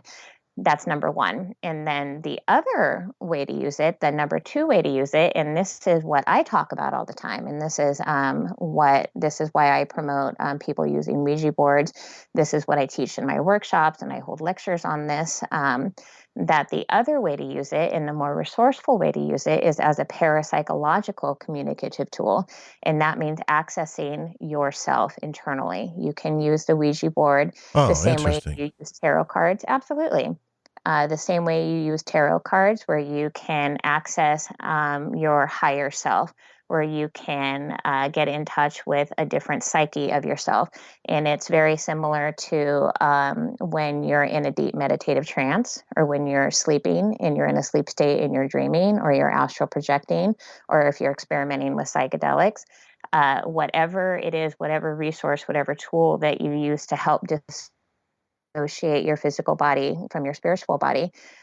If you're using the Ouija board as a parapsychological tool, then you are accessing yourself. You are opening yourself up, and you are breaking down, again, those physical barriers, those limitations that we have because we're stuck in our meat sacks, right? So we have to, again, so this is where like the laws of gravity and physics come into play. So the Ouija board is a tool that you can use to break through those barriers and to access your higher self. You can use the Ouija board to have a conversation with yourself. You can use the Ouija board to help you decide on something. Like if you're having a hard time coming to a decision about something, you just close your eyes and get on the board and, let your other psyche guide you. So with that said, it's that component of using the Ouija board, utilizing the Ouija board in that manner that nobody talks about. And it's really frustrating because the Ouija board is so healthy and it's so beautiful. And I bring my Ouija board with me everywhere I go. And I talk about it all the time because it's so important that people realize how significant it is to be open to tying yourself back to your pagan roots and tying yourself back to archaic witchcraft and true spirituality and understanding what occultism is and how if we utilize these occult tools that the power that holds and how, again, because they are just extensions of us, we are teaching ourselves how to continue to learn and grow. So Nish, did you have anything that you wanted to add to that? Nish, she had to go, but she said she wanted to tell you bye. Crap. But okay. Yeah, so Nish, thank you for calling in, by the way. Yeah, thank you, lady. I love you. You got some pretty good points here, I'll admit. And because I've seen this myself, I've seen what fear does to people. Like for instance, you could have maybe some poltergeist activity or some kind of weird energy in your house. And because a person fixates on the fear about it or the obsessive thoughts about it, it causes a chain reaction of even bigger things to happen. And now you think that you're haunted. So it may be, and help me understand this, like, let's say I got a Ouija board out and I'm fearful that if I ask a question that this spirit or whatever's communicating with me is a trickster, well, then more than likely I may end up projecting that into that energy and then, get back some negative stuff on the board versus just, being open and letting the fear go. Mm-hmm. Is that how it works? Because I've seen this, like, this is the thing that gets me with the Ouija board. And this is what I was asking you, because other people say it so much too, that there are energies and spirits that try to trick you, so to speak. Yeah. Like they give you answers and say, yes, I'm your Aunt Weenie or whatever. And they know all the details about you. Well, of course they do. They're connected to the higher consciousness, but they're not really your Aunt Weenie or whatever. Yeah. Absolutely. And also remember that if the Ouija board is an extension of you, that it's not, I think more often than not that you are talking to yourself and not a dead person. And that's another thing that people need to be aware of. And that's why I encourage people to get on the board and just practice and figure out what is external and what is internal. And once you are on the board more and you figure out like the shift of energy and how things change in the room, it actually starts to get pretty easy. So it's just all about practice. But there's absolutely, we know that there are, trickster energies. We know that elementals and, what you just said, poltergeists, that there are mischievous spirits.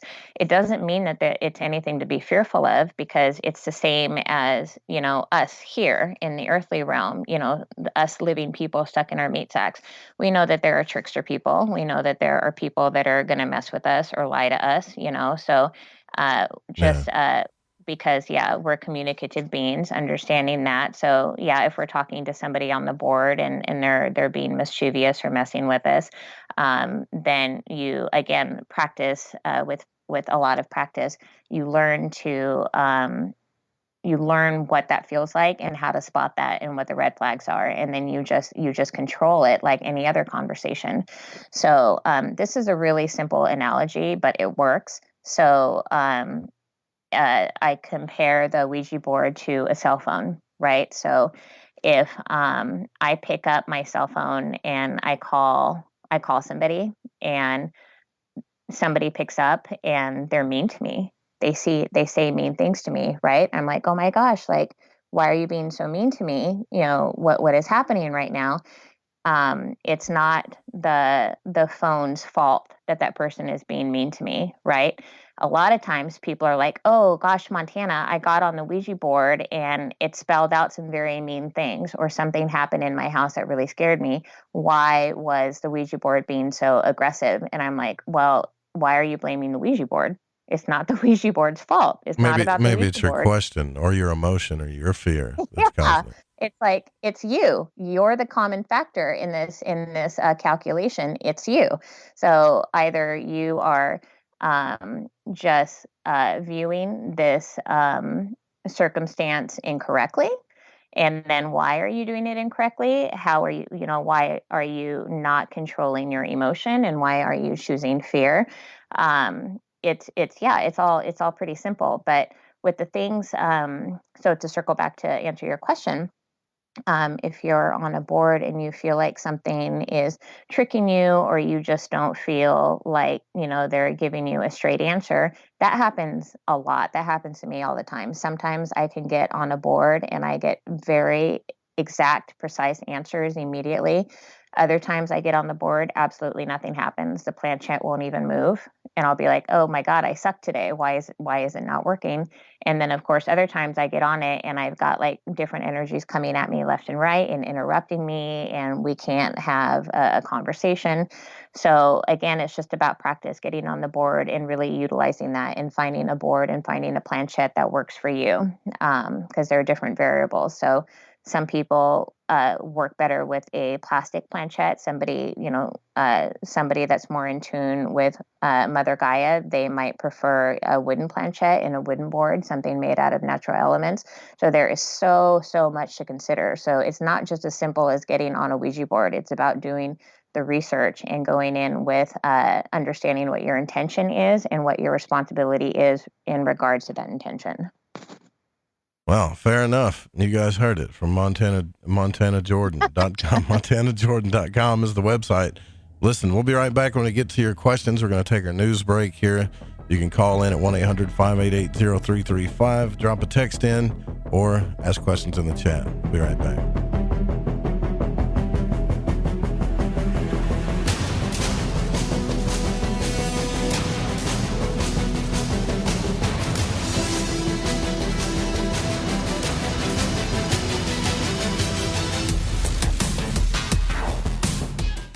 Thanks for listening to this broadcast. Need another late night fix? You can tune in every weeknight to Lighting the Void with Joe Roop on The Fringe FM. Hi, this is David Oman with HouseAtTheEndOfTheDrive.com. You're listening to KTLK, The Fringe FM. What's up, Joe? Hey man, I just wanted to say your show, dude, keeps getting better and better and better. I love Lighting the Void and The Fringe FM.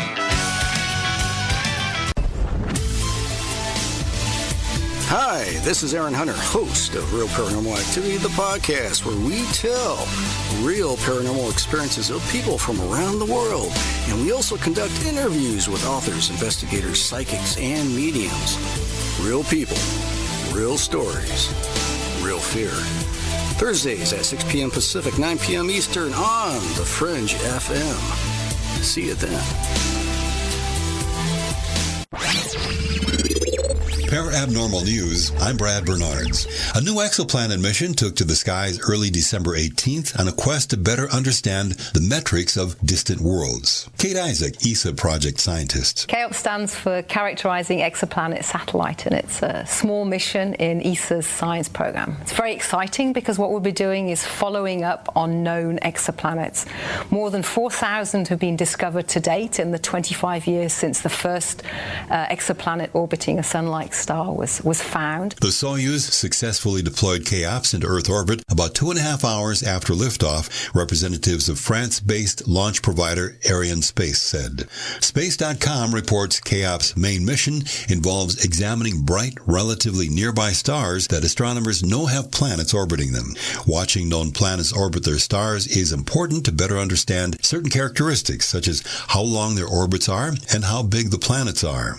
Astronomers are interested in learning about the habitability of distant worlds, which depends in part whether a planet is rocky, closer to Earth's size, or gaseous, closer in size to Uranus, Neptune, Saturn, or Jupiter. K-OPS will make high-precision observations of the planet's size as it passes in front of its host star, European Space Agency officials wrote in a mission description.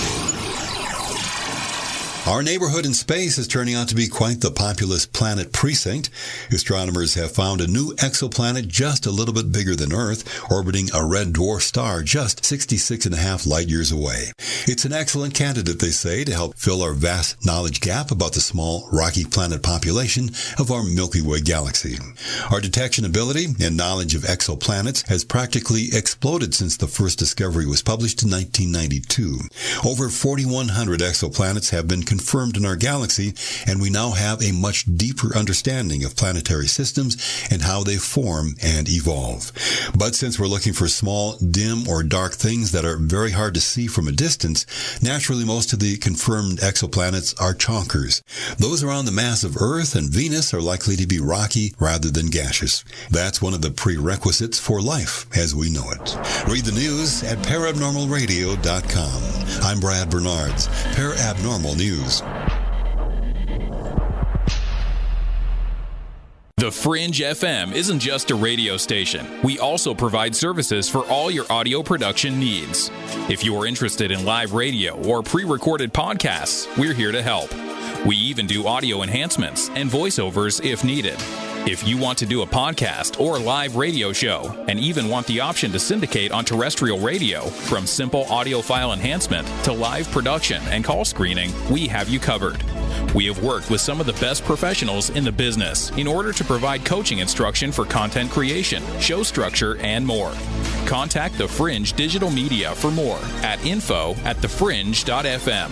That's info@thefringe.fm. Or call 501-777-5631 for a consultation. Do you want to know the truth? Are UFOs real? Are aliens visiting Earth? Are governments around the world hiding the biggest secret in history? We're UFO Seekers, official partner of The Fringe FM, and we're on a hunt for the truth. Join us as we investigate locations like Area 51 by subscribing on YouTube at youtube.com/UFO Seekers.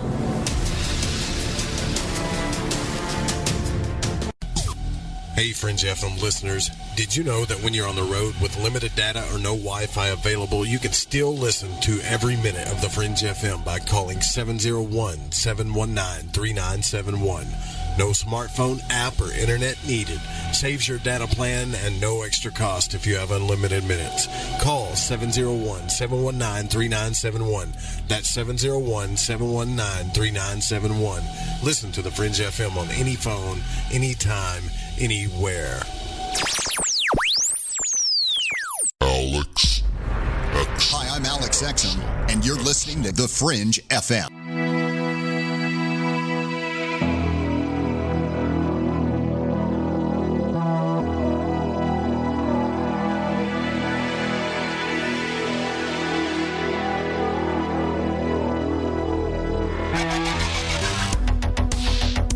You're listening to Lighting the Void. The call-in number is 1-800-588-0335. If you would like to text, you can text in at 501-777-5631. All right, welcome back. Montana Jordan is our guest tonight. Go to montanajordan.com. You can also check out her services there at the website if you go to services, and there's a plethora of services that she offers, all involved with the paranormal, occult, science, and metaphysical, coaching, research, all of the above. It's pretty cool, actually. This is not like the normal type I wouldn't call you a life coach, right? You're not Montana Jordan, the life coach, right? You're more like Montana Jordan. Here's the witch, and I'm going to show you some dark stuff, and you'll realize what's going on here, right? I love that. Yeah. If anything, I guess I would be a death coach, because that's my hashtag. Yeah. Yay death. I'm all about promoting the awareness and education behind death positivity, that death is something to be honored, and recognizing how beautiful and ethereal and necessary it is. And again, to circle back to our pagan roots and these different pagan and indigenous cultures where they recognize death as something not to be feared. And in our culture, again, growing up in a Christian nation, we are told that death is painful, that death is scary, that death is negative. And that is not the case. So I am super proud of my Yay Death hashtag that I use. And it's just serves as a reminder to look at death as something positive, as something healthy, because it is a part of the natural world, and anything that's a part of the natural world is necessary, and that needs to be celebrated. Yes, I've kind of noticed that too. Like, we have to have even things in us literally die in order for us to change. You know how they say people don't change. People don't change. Generally, people don't change. I personally don't believe that, because I've changed in my life a few times, but I've literally had to let things die. And before they died, it was one hell of a painful struggle to go through it, but you can't change without death. I don't think, not real change, Yeah, exactly. And that's what I mean. That's what true spirituality is, messy, and it is painful. And you get outcasted, you lose people that you thought had your back. You go through so many transformations, but isn't that the whole freaking point? To really engage yourself in your full human experience, and to hopefully, come out smarter and cleaner on the other side. Absolutely. It's really cool that you say that. But, I do want to talk about, before we get into some deeper esoteric stuff, I want to talk about the TV show a little bit. Now, I know you probably can't tell us some of the things that happened on shows that haven't aired or whatever, but was there any weird or strange stuff that happened, like off the air, that didn't get filmed, so to speak? Yeah, that's a great question. With the editing process, of course, we uncovered so much, and we had such a great time in our investigations. We did so much work, and we had fun with conducting a lot of different experiments and using different objects and different tech equipment. Of course, not everything was able to get, shoved into like the 8-minute episode, right? So it was difficult for the editors to figure out, okay, what are we going to put in? What are we going to leave out? So from an investigator standpoint, I'm like, oh my gosh, but what about this? And what about this? And this happened too. And, we want our fan base to know that. We want our fan base to know, hey, but this happened over here. And that's why when this happened at this location, it was so important. Everything ties in. So, but something super fun for me, this might sound a little messed up to you or to the normal person. It was at our very first investigation at the Yorktown Hospital in Yorktown, Texas. Awesome little tiny town. We were on the main floor in the chapel. So the Yorktown Hospital is completely run down, not a hospital anymore. It's only open for the occasional ghost tour. The owner opens it up for the occasional ghost tour. But other than that, it's not a hospital anymore. It's completely run down, like mildewy, very dangerous. And there are old like pieces of furniture and old toys and stuff in there too. So there's just a lot of crap inside of it. It's just, it's like, wow, when you walk in, it's kind of ridiculous. So you walk in the main doors and to the very back, and that's the chapel. So the Yorktown Hospital used to be run by nuns. So, of course, they would have a chapel on site that they utilized all the time.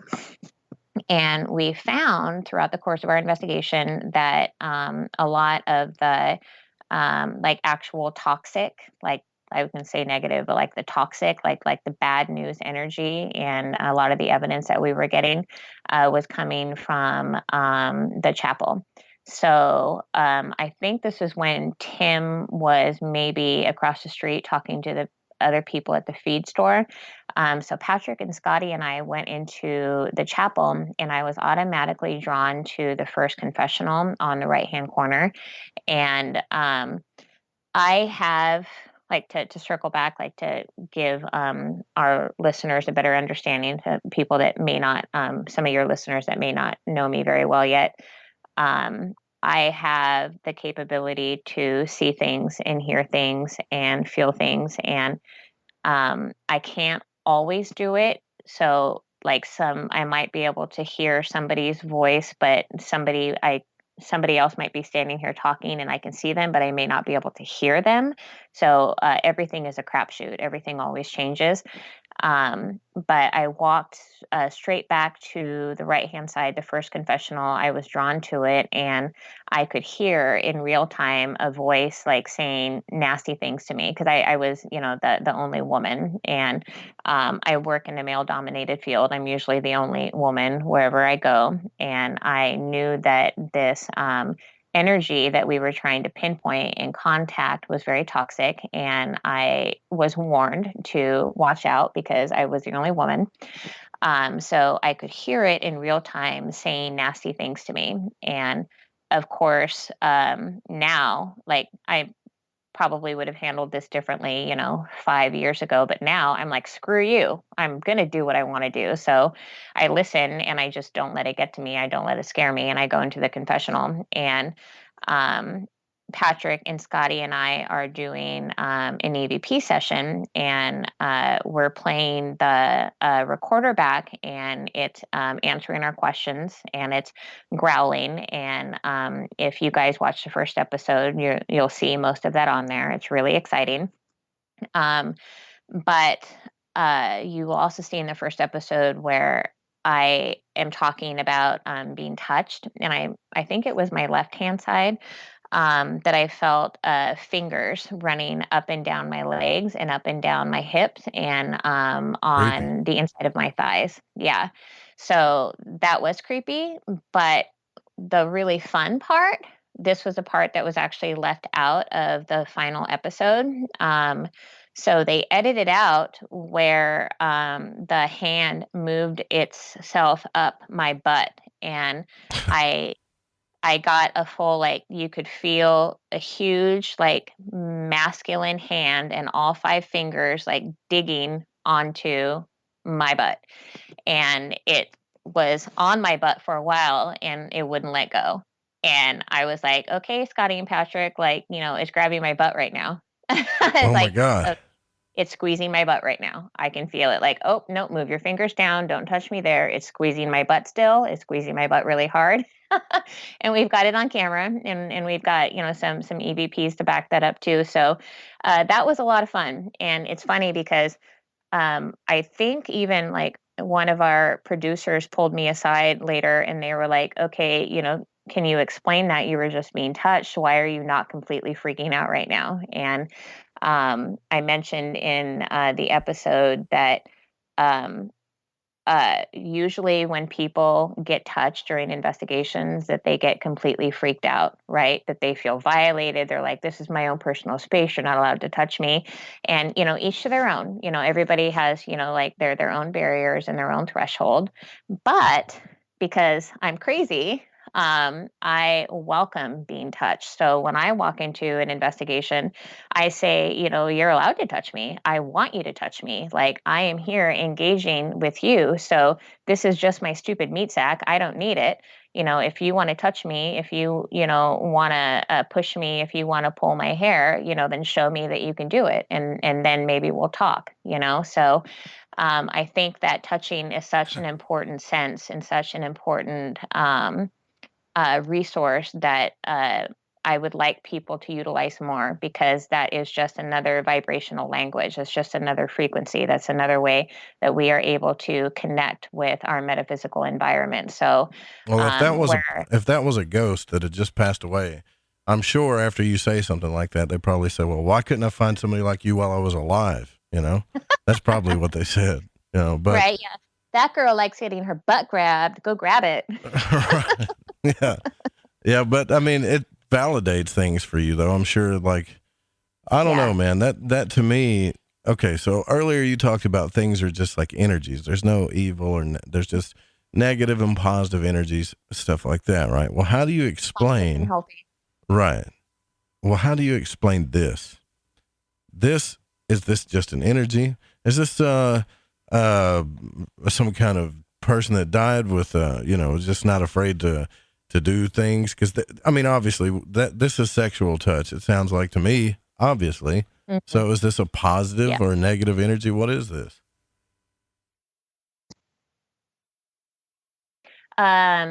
It was definitely a toxic energy. It was definitely something naughty. And it was a positive experience for me because I'm an investigator. I want these things to happen, you know, when I'm there. I want to be as engaged as I can be, and I choose not to be afraid of it. So that's how I can walk into these investigations as confident as I am, because I know that I'm in control. So even if something is touching me, I'm allowing it to touch me. You know what I mean? Why the hell did they not put that on television? Said that it was a priest, and it wasn't a priest. So this was one of those trickster energies that you were asking me about when I'm on my talking board. So we got a couple EVPs of it saying that it was a priest and that it worked in the temple, like in the chapel. And we're like, no, you're not. We know that like a priest isn't going to be saying these things and doing these things. And like all of the other like horrible things that it said on our EVP recorder, and the growling. So I want people to find, you know, this first episode that I'm discussing. So the brand new TV show is called It Feels Evil on the Travel Channel. So this is the first episode at the Yorktown Hospital. And the aggression behind the growling of the EVPs that we picked up, like definitely I could see why that would scare the normal person. Like not happy, definitely not welcoming. But what was your question? I'm getting sidetracked. No, I was just wondering, like, to me, that would be good television, but maybe it's not Travel Channel approved, or like Jake says in the chat room. But yeah, you know, it is great TV. Yeah, we're very proud of the work that we put in to our show. But again, like it's hard to, you know, figure out what to put in because there's just so much, you know. But yeah, all super exciting for me. But like I said, like I'm the creepy girl, and I'm known as the creepy girl. Like, you know, I want to dig deep and go to these places that scare most people, and communicate with these entities that most people are afraid of. And so a lot of the things that we do on our new TV show, It Feels Evil, makes like the typical common investigator very uncomfortable. And that's why I love our show, and that's why I'm grateful for the great team that I work with and the investigations that we conducted, because like I said earlier, we're able to get into the nitty-gritty and like conduct these experiments and do these things that we don't consider off the wall, but we recognize that the general public does, because the general public is used to seeing the typical ghost hunting shows, which are all great. But we were very excited about being able to step outside of that and to make the general public more aware of the occultic side of it and the parapsychological side of it, and to witness us conducting these investigations that haven't been done before. And an example of that is from the second episode when we were at the Black Swan Inn in San Antonio, Texas. We brought on Michael Exposito, who's an EVP specialist. He's such an intelligent man, and the sound experiment that he conducted inside the Black Swan Inn, like, even blew my mind. I was so impressed with him and so proud to be a part of this particular sound experiment where they were adjusting the sound levels in the room to basically give the entity in the building an energetic punch. So basically like amping up all of the energy in the room using sound frequencies and vibrations. And that right there is like true metaphysical, parapsychological stuff. And that is so exciting. And that is what we do on our show. And that's why we are so proud to step outside of the typical ghost hunting norm and to, get dirty and to get deep into these areas that most people consider scary.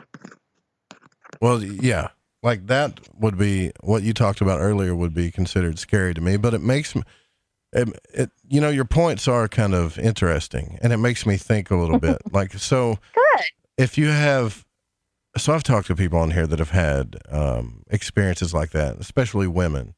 Some of them don't really like talking about it, honestly, on the air, but there has been quite a many women have these experiences, and some of them talk about abductions, right? Like they somehow or another they bring aliens into the picture, or they say they saw a gray or something like that. Now, do you consider that type of energy when people have an encounter or they see a gray or the same as what you experienced there on the set? Ooh, good question. Okay. Now this is getting more fun. I absolutely love to talk about extraterrestrials and UAPs. So UAP stands for Unidentified Aerial Phenomenon. That is the new phrase for UFO. So we don't really say UFOs anymore because we now have a better understanding of what we believe they are. So when I refer to a UAP, that means a UFO. But a better understanding of what a UFO is. And when I say ETs, I talk about ETs all the time. Like my friends and my family hate me because all I ever want to do is like talk about ETs and aliens and UAPs. And they're like, Montana, like, give it a rest. Can you please act normal, for a half an hour? And I'm like, I'll try. But so when I talk about ETs, that means extraterrestrials. And this for me is like the deepest, most imperative and necessary component of my parapsychological research work. That to really dig down deep and talk about interdimensional beings. We are all interdimensional beings.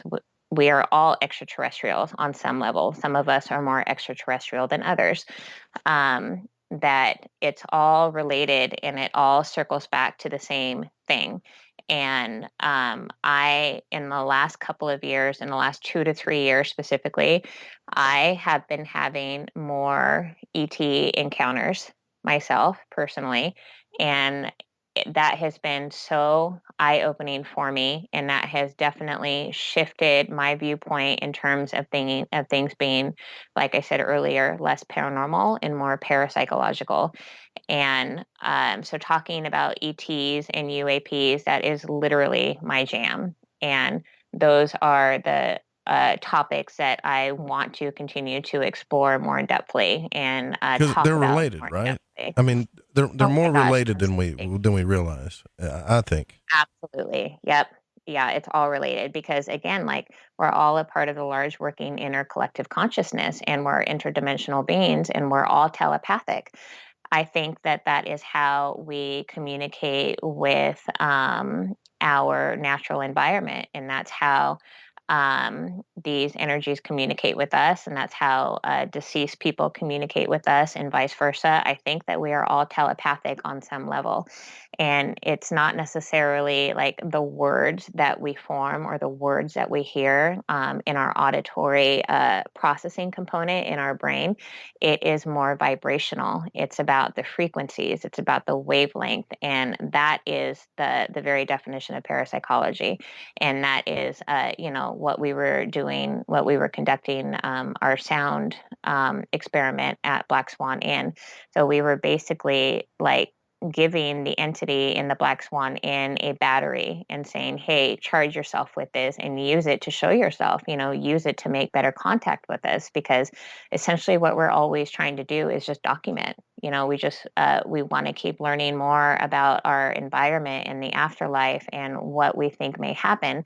So as researchers, we go in with the hope to just document, to, if we bring in these trigger objects or conduct these experiments, and then hopefully, we can help to make something happen, and what an honor it is to be a part of that, and then to document it, and just to help further the field of paranormal research work so that we can, better answer questions for people, and, hopefully help promote death positivity and everything that entails. Well, that is an entirely new phrase that I don't think I've ever heard on this show. So I find this whole thing captivating. Death positivity. Matter of fact, if you go to montanajordan.com, there's a few hashtags there. Raise your planchette, yay death, and it feels evil, which is the name of the TV show she's on. We'll be right back. I want to talk about this connection between the occult, the paranormal, and UAPs. Interesting stuff. Stay with us.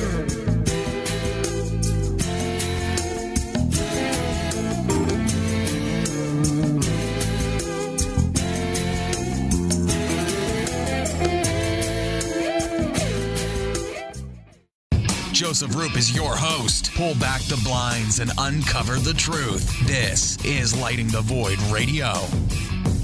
You're listening to The Fringe FM. Somewhere between abnormal and paranormal, there's a show called Into the Paranormal. I'm Jeremy Scott. Hear me live Saturdays at 6 p.m. Pacific, 9 Eastern on the Fringe FM. Hey, I'm J.M. DeBoard, and when I want to talk about dreams, I look up my man Joe Root and his show, Lighting the Void. The Fringe FM isn't just a radio station. We also provide services for all your audio production needs. If you are interested in live radio or pre-recorded podcasts, we're here to help. We even do audio enhancements and voiceovers if needed. If you want to do a podcast or live radio show and even want the option to syndicate on terrestrial radio, from simple audio file enhancement to live production and call screening, we have you covered. We have worked with some of the best professionals in the business in order to provide coaching instruction for content creation, show structure, and more. Contact The Fringe Digital Media for more at info@thefringe.fm. That's info@thefringe.fm. Or call 501-777-5631 for a consultation. Listen, I want to tell you about G.I. Joy from GetTheTea.com. It's the best alchemical concoction of goodies for your stomach and digestive system I can recommend, and that's all based on my experience. Packed with colostrum, acidophilus, aloe, peppermint, and turmeric. If you do your own research, then you know this is the bee's knees for the stomach and digestion. Now, due to Big Brother's ears and the eye in the sky, you know I can't go into the details about what it helped me with. All I can say is I got relief. It's non-GMO, no fillers, no preservatives, manufactured right here in the US of A, and delivered to you by the only people who stay on top of the game and are out in front. Go grab a bottle of G.I. Joy at GetTheTea.com and see what all the fuss is about. Again, that's GetTheTea.com. Hi, this is Sammy.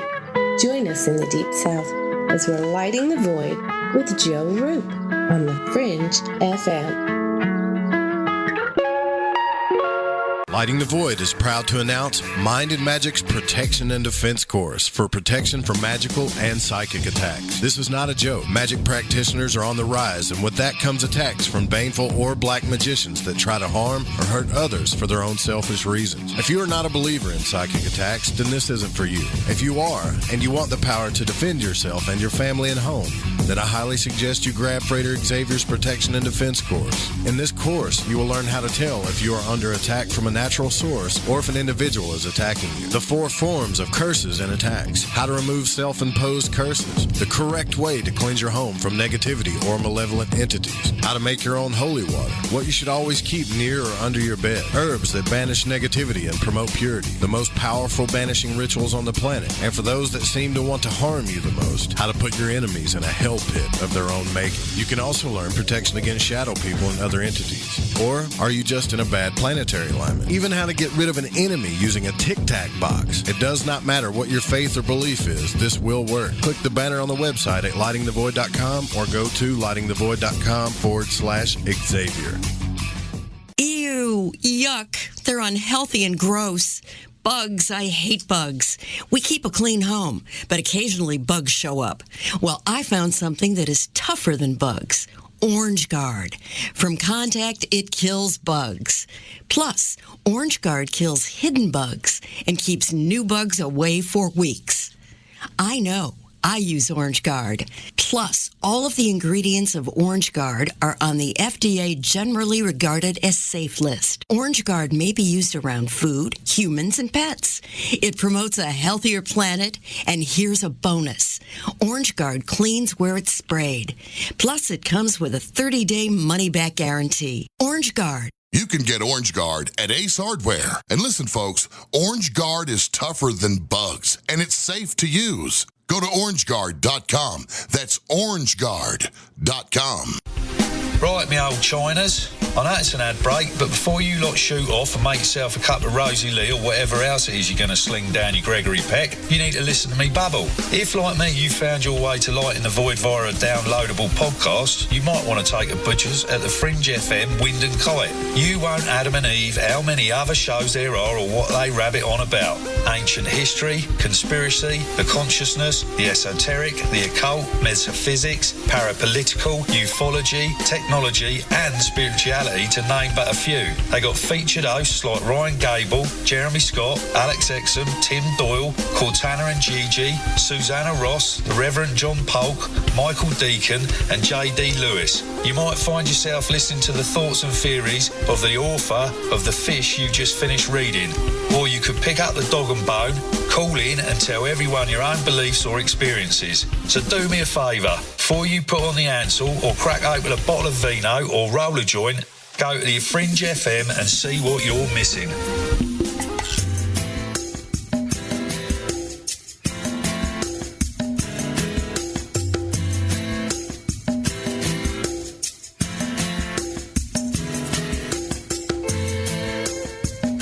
To call Joe, pick up the phone, dial 1-800-588-0335, toll free from the United States or Canada.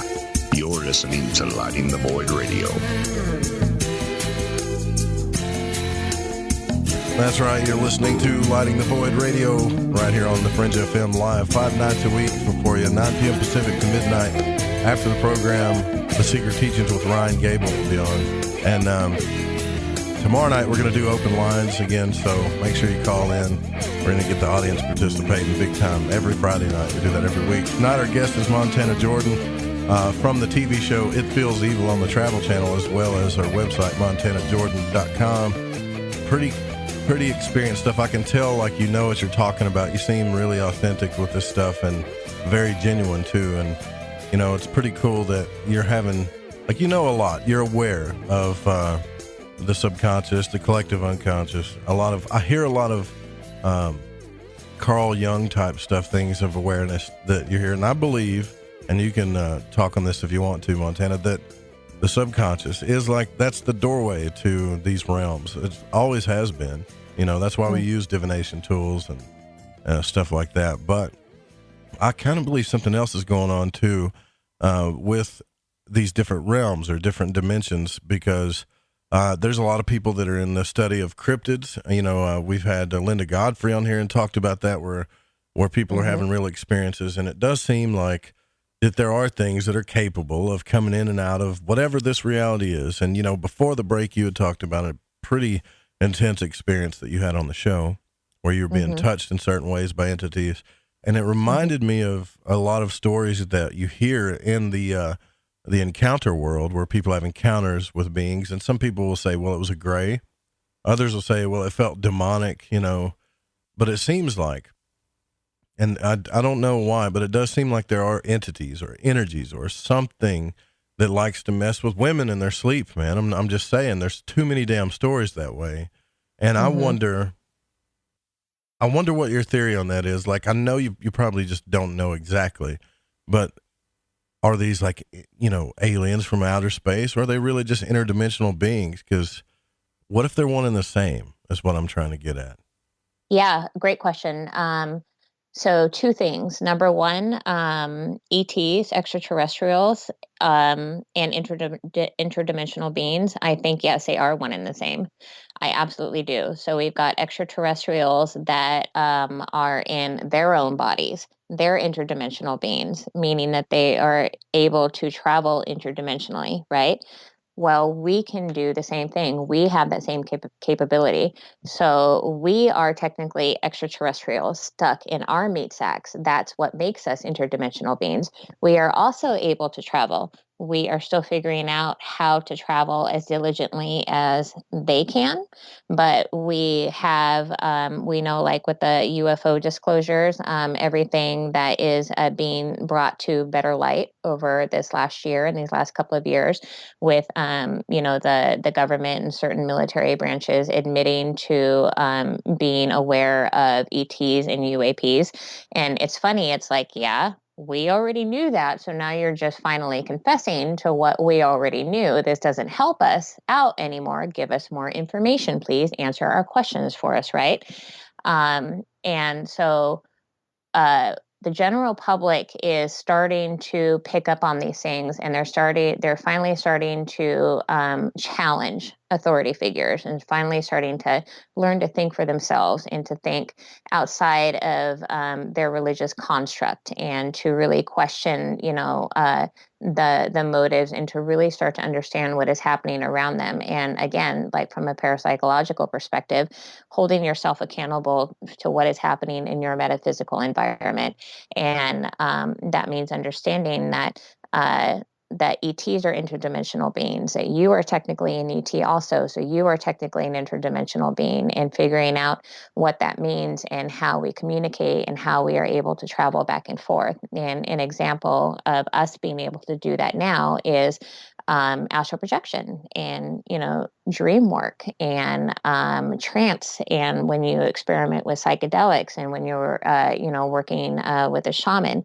So those are all resources that we have the capability to utilize in order to travel. Maybe not in the exact same way that these extraterrestrials from a different planet travel, but it's kind of the same. And what we don't know, that's why we're doing it. We're trying to figure it out. We're trying to, fill these holes into our, these gaps that we have in our research to better answer our questions for ourselves. So that is number one. Number two, my theory behind why these paranormal encounters seem to happen to women moreover than men. This is actually significant, and I actually talk about this quite a bit. So I'm impressed that you asked me this question. This is actually a very intelligent question. So thank you for that, Joe. But I believe that women are more sensitive as a whole. So that's why typically women are, and this is not a gender thing. I'm not saying that that there aren't a lot of men out there that are just as powerful, if not more powerful. But from a scientific and a metaphysical and a spiritual standpoint, women are the creators. Women are the great goddesses of the natural kingdom. Yep. That it was the woman that was chosen to give birth. It was a woman that was chosen as that physical vehicle, that embodiment of creation to bring something as powerful, as beautiful, as sacred and holy and divine as a soul into the earthly realm. It doesn't get more beautiful and magical and terrifying and powerful than that. So women have more of a spiritual tether than men do because of that, because women are born creators. So it's the woman's body and the woman's vessel and the woman's uterus and the woman's vagina that was given this amazing gift to bring an external energy into the earthly realm.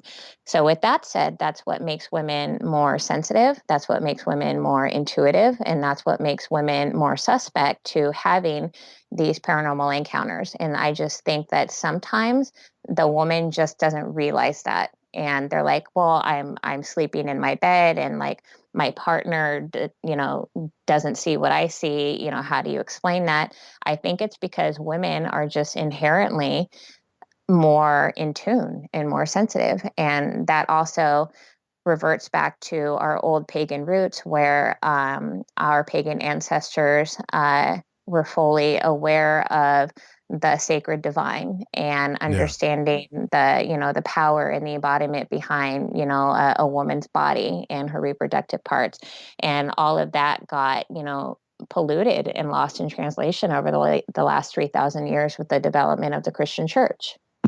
Yeah, and it's unfortunate too, because most of the people that get mad about that, when you say stuff like that, if you talk about the divine feminine or anything like that, the people that get mad about that are the same crowd that pushed the feminine into being as big and as powerful and as loud as they are today.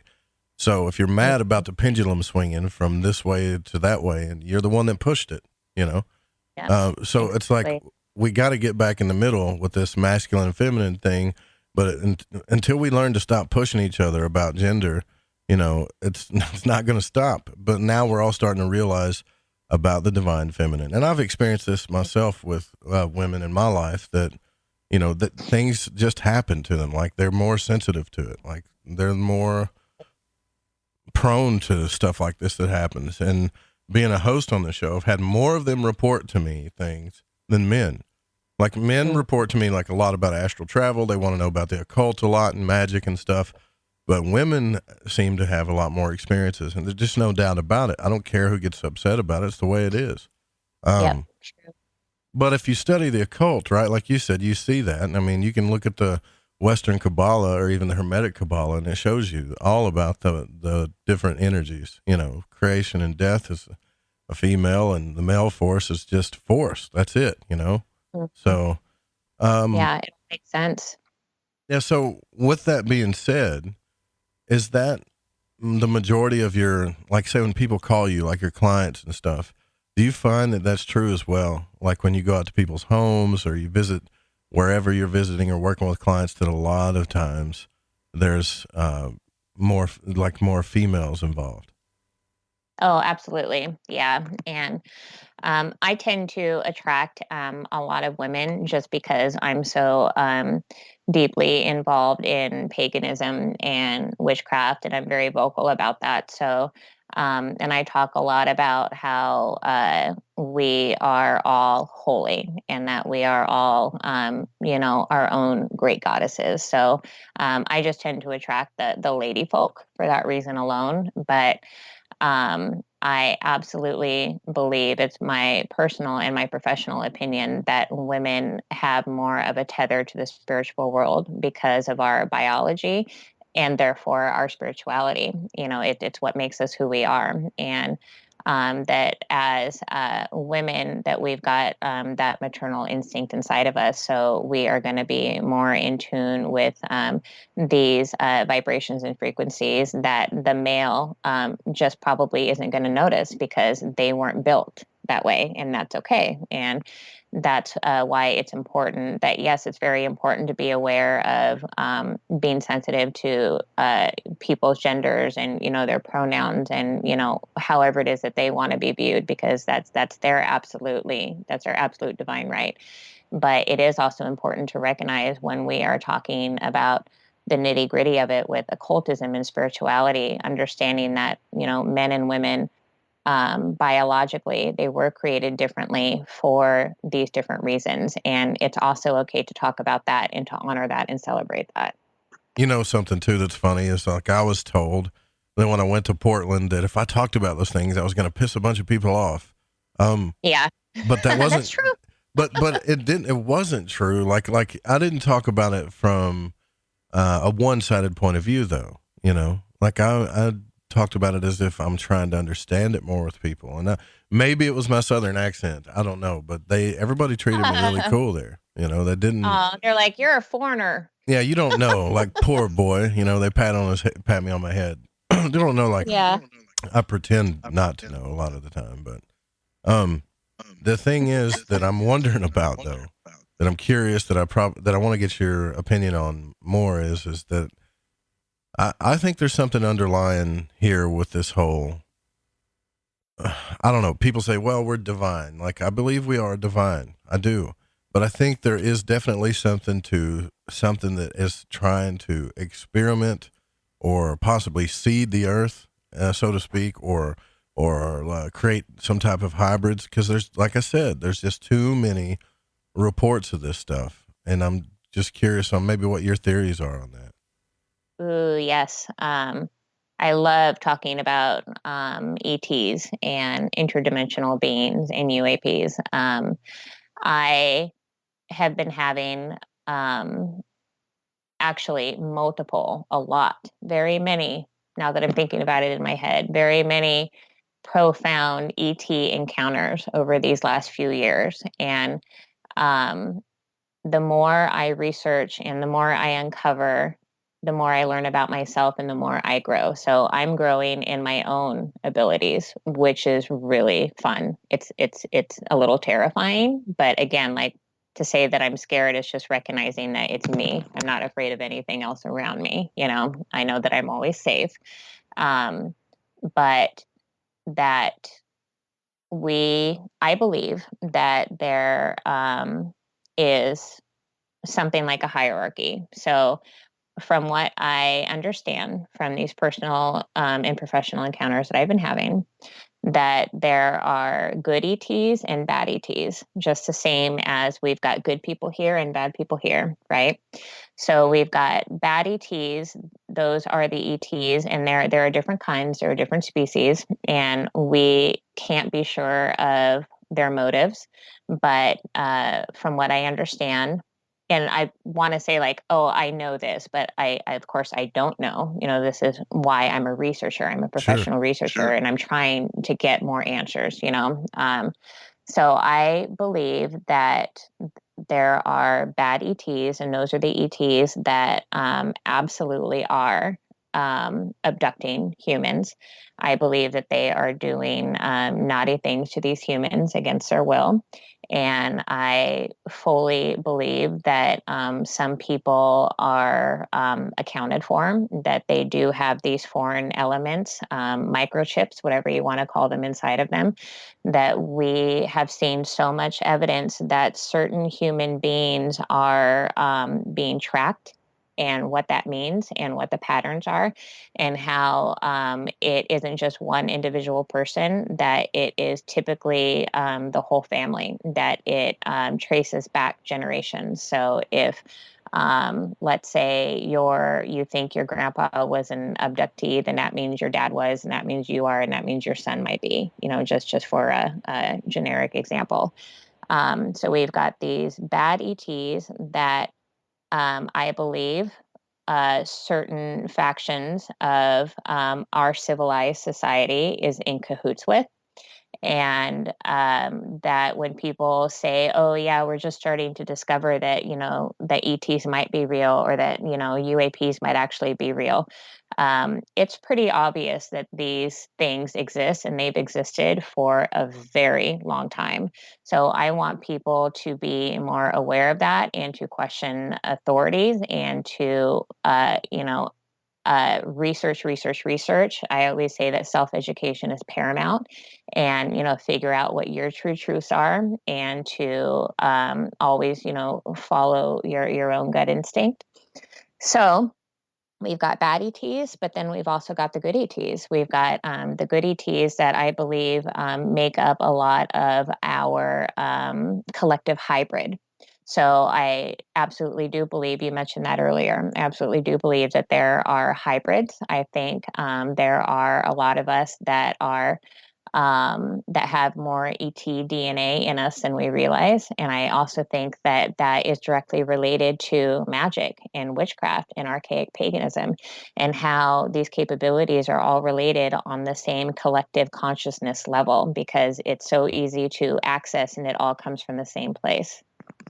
Can you tell me, explain that how it comes from magic and archaic paganism a little bit? I've never heard that theory before. Like, that's pretty interesting. So if I'm understanding, and quote me if I'm incorrect, is that you're saying that because we have paganism and because we have people that practice magic and here, that they're, I don't know, maybe I'm confused about this, because we've been practicing magic since the caveman era, right? I mean, we have. Mm-hmm. So, Yeah, no, I see where you're going with this. No, I'm not saying because we practice magic that the ETs are interested in us. I'm looking at it from the reversal. I'm saying that we need to consider the possibility that magic and witchcraft and all of these beautiful gifts exist because of the ETs, because some of us might be hybrids, because some of us might have ET DNA in us, and that is all stems from the same place, from the same collective consciousness. That if, let's say, we've got somebody who claims to be, a powerful magician. Okay, well, where did that come from? If you're an interdimensional being, and if, you claim to have these powers that other humans don't have, then how are people not talking about, the very real possibility that it comes from something more divine, that it comes from something more extraterrestrial, something that would be considered more of an interdimensional being? So it's interesting because we're starting to see more with our research work in all of our academic circles that Bigfoot, elementals, ghosts and demons and angels, whatever you want to call them, that it's all directly related to magic. It's all directly related to witchcraft. Right. And I know that a lot of people have issues with that terminology because, some Christians might say, oh, magic is bad because the Bible tells me it's bad. Or some people are concerned about what witchcraft is because they only understand what they see on TV. Right. And that's not accurate, not honorable. But just understanding that it all, again, like just to circle back to what I've been saying since the beginning of the show, it all boils down to the parapsychology of it.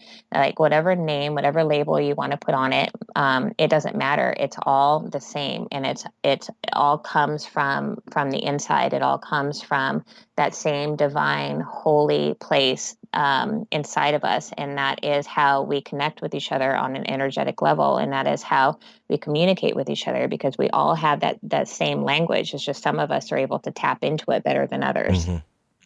Well, I think it's funny that they talk about in the book of Enoch about what we would consider magic, right? Well, they talk about these angels that came down and taught man, but they didn't call it magic in that book. They called it heavenly secrets that were forbidden to be given to humans. Now, first off, why would an angel or anything that came here want to do that, to tell us, hey, look, there's this other stuff that you can do? And then why would it be forbidden? Because, if you look at Gnosticism talks about how, I guess it depends on which version of Gnosticism you're reading, talks about how Jehovah himself was actually the bad guy, like the great deluge, the one that was trying to rule over everything. And it's pretty interesting stuff when you look at it as a whole. Like there is some type of deep control mechanism going on that's keeping us from realizing who we are, maybe. Yes, exactly. And that's where I challenge people to self-educate and to really, like I said, challenge authority and ask the questions that you're uncomfortable with asking, to really understand how you play into these calculations and what applies to you and how you can tap into your own power. And I wanted to respond to what you said about, like the angels coming down and teaching man something. My theory behind that, and I've been saying this for years, and I'm not saying that this happened every single time, but when, because I went to a Catholic college, so I'm even though I am a pagan, I'm still pretty well versed in the Christian Bible, just because it's still as a published writer, right. The Bible is a beautiful piece of literature, so I honor it for that, for what it is, even though I don't consider it to be the Word of God. I love talking about this particular subject when people are like, oh, but Montana, how can you say that you you don't believe in angels or demons, or how can you say that they don't exist? And, what about, everything that the Bible says? And, there's magic and witchcraft in the Bible. And what about, all of the sky gods, that came down and showed themselves, and all of the great things that they did for, like the development of our humanity, right? And it's so interesting because I'm like, okay, people, like, listen to yourselves. Like, do you realize what you're talking about? Like, you're talking about these interdimensional, powerful, intelligent, self-moving beings that came from the skies. So my theory, and I feel very strongly about this, my theory is that these sky gods that our pagan ancestors claim to interact with, they were just ETs. They were just extraterrestrials. They were interdimensional beings. And, maybe some of them are coming down, to abduct and rape us then, like they do now. Or maybe it was very possible that these were, a species of the good ETs that really were helping us to colonize the new earth and to help us establish our own civilizations and, the early development of humanity. Yeah. I mean, you make a good point in the chat room too.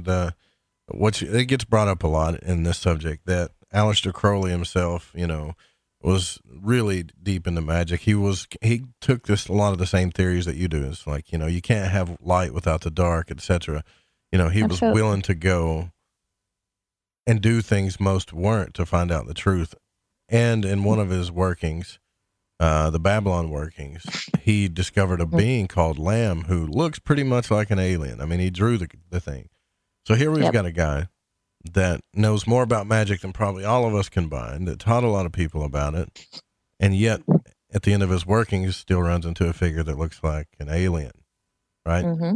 And he was obviously chanting angelic names, demonic names in the Goetia, the kings of hell, all kinds of stuff, right? And still yet runs into an alien, an alien looking thing.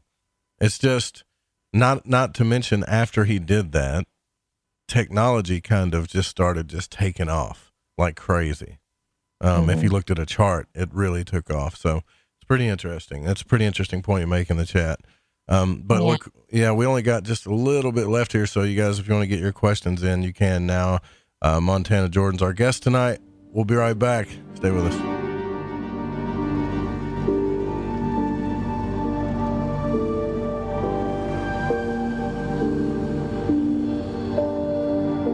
Hey, this is No Way Jose, a Northern California Piscean stuck in the Arizona desert. I'm a void walker, and I got the shoes to prove it. So what do I do when my soul yearns to delve deep into the realm of the unknown? I aim my satellite straight into the night sky and catch a smooth ride on the KTLK-DB radio waves. I tune into Lighting the Void with Joe Roop on the Fringe FM. Joe, Lighting the Void is the best show on the planet. This is Barney, your friend from Facebook. Thank you and all the crew for all you do. Namaste, my friend. This is Macon from the foothills of North Carolina, and I am a void walker. G'day, void walkers. This is Lily from down under Australia. The world may be small, the enigma is greater. So let your curiosity take you for a journey with Joe Roop. Hey, this is V, coming in from Central Maryland, and I am a void walker.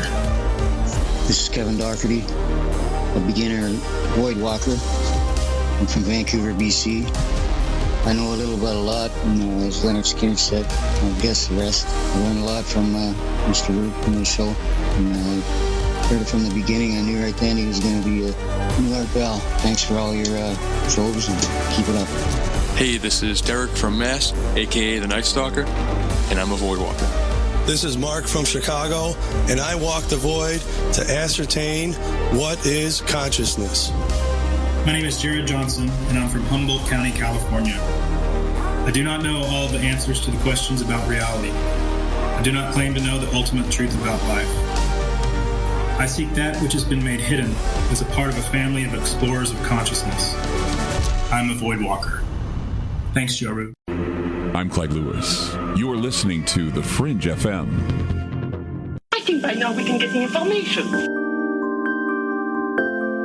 I love magic, and on Lighting the Void, each and every week, you will get to hear shows about magic, mysticism, and many other subjects that stretch your mind and imagination. So when I got my mind on the magic and the magic on my mind, I listened to Lighting the Void on the Fringe FM. It's magic. May the gods look with favor upon you. You're wondering what we're going to do to you, aren't you? Hey, is that a new music app? Yeah, check it out. Surfer Music Discovery. It links to thousands of online stations, but the twist is you see the song names and artists that are now playing live. That's different. No guessing. Looks like a waterfall of music. So many formats. Rock, oldies, country, R&B, jazz, and a whole lot more. How's that spelled? Surfer. S-U-R-F-R. Is it expensive? It's free. No need to sign up or sign in. Get the Surfer Music app free from Google Play or the App Store. Come, walk through the mossy creek and up the hill. Never mind the flashing lights and otherworldly shadows. They stay hidden within the trees. Come, step up to the shack and begin your journey to the answers that you seek. This is Lady Anne, and you are listening to Lighting the Void on the Fringe FM. OMG! People are jumping on board to the Life Change Tea Regiment. Brew, steep, and drink for a gentle, taste great cleanse. It's changing how they feel. See what everybody's talking about. Log on to getthetea.com. That's getthetea.com. Life Change Tea aids in digestive slowdown and helps people get moving down a healthy path. We won't make claims. We'll just let you decide. Experience is much better than a commercial anyway. If you want results, log on to getthetea.com and purchase your super strength cleansing tea. You won't be disappointed. And if you're looking for some mind-body suggestions, go to YouTube and punch in the search bar Health Matters Now. That's Health Matters Now. Put power into your health now. So, getthetea.com. That's getthetea.com for super strength tea. And YouTube, Health Matters Now. That's Health Matters Now for valuable suggestions. Getthetea.com. The tea that makes you go.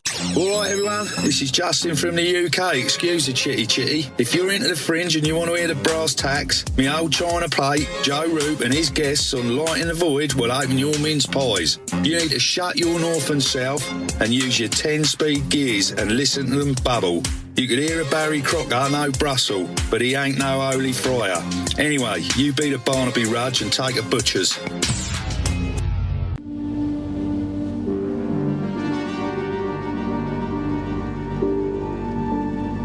You're listening to Lighting the Void.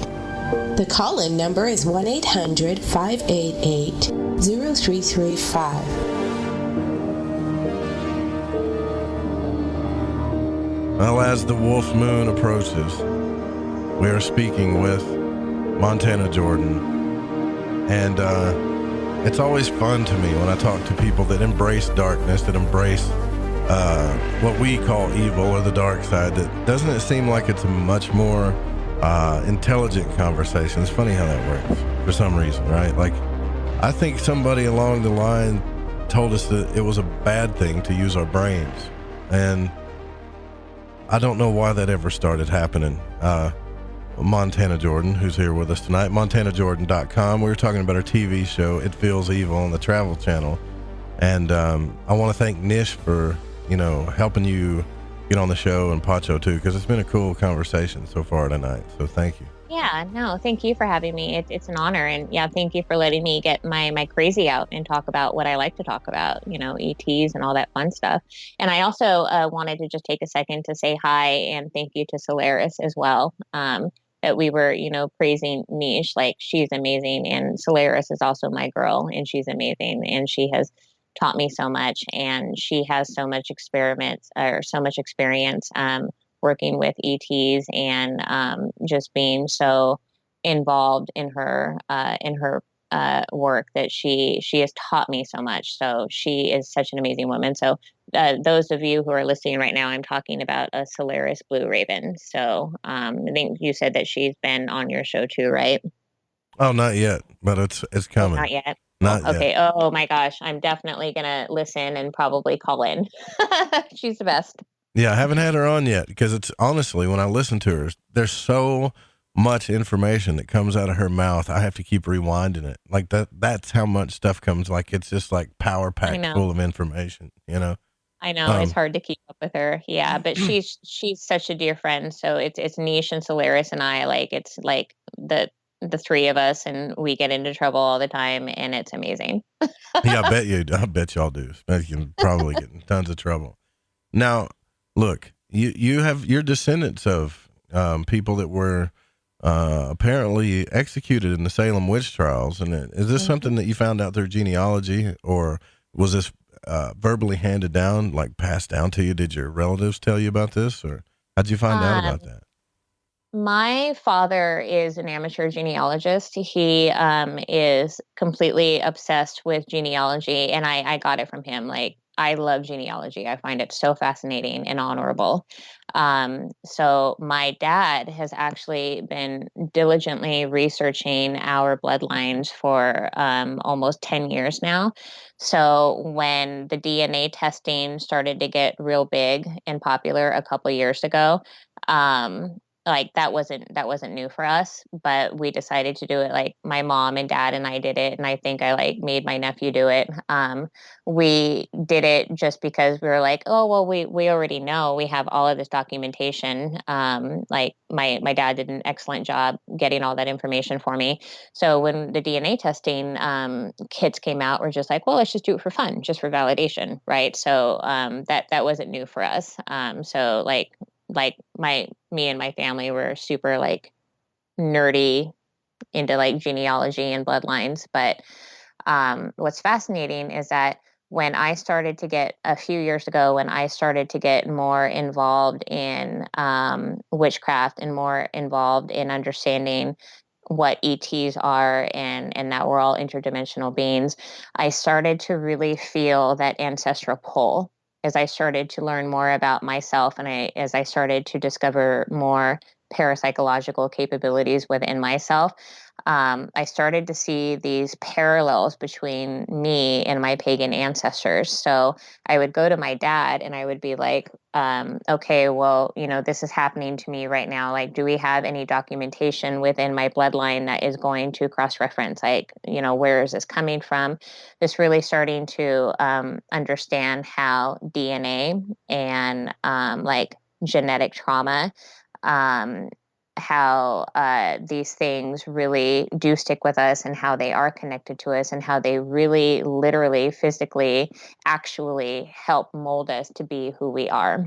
And it's so funny because the more I learned about my roots and who I really am and where and from whence I come and from who I descend, everything started to make more sense for me. I'm like, okay, well, so this is why I'm so pagan, and this is why I'm so immersed in like my Viking and Scandinavian background, because I've got it in my blood. It is so fascinating how that pagan DNA just decided to rest in me. And not my brother, not my sister, but in me. And you can see it in like all of the piles of paperwork that my dad has developed over the years. It's absolutely crazy. So I did know about my grandmothers that died in the Salem Witch Trials. So that wasn't new for me. But it's definitely fun since people are getting more interested in DNA, and since more people are, putting their DNA in the databases, and all of the results are constantly changing as we're getting more information. The calculations are changing. Learning more about, who we are and where we come from.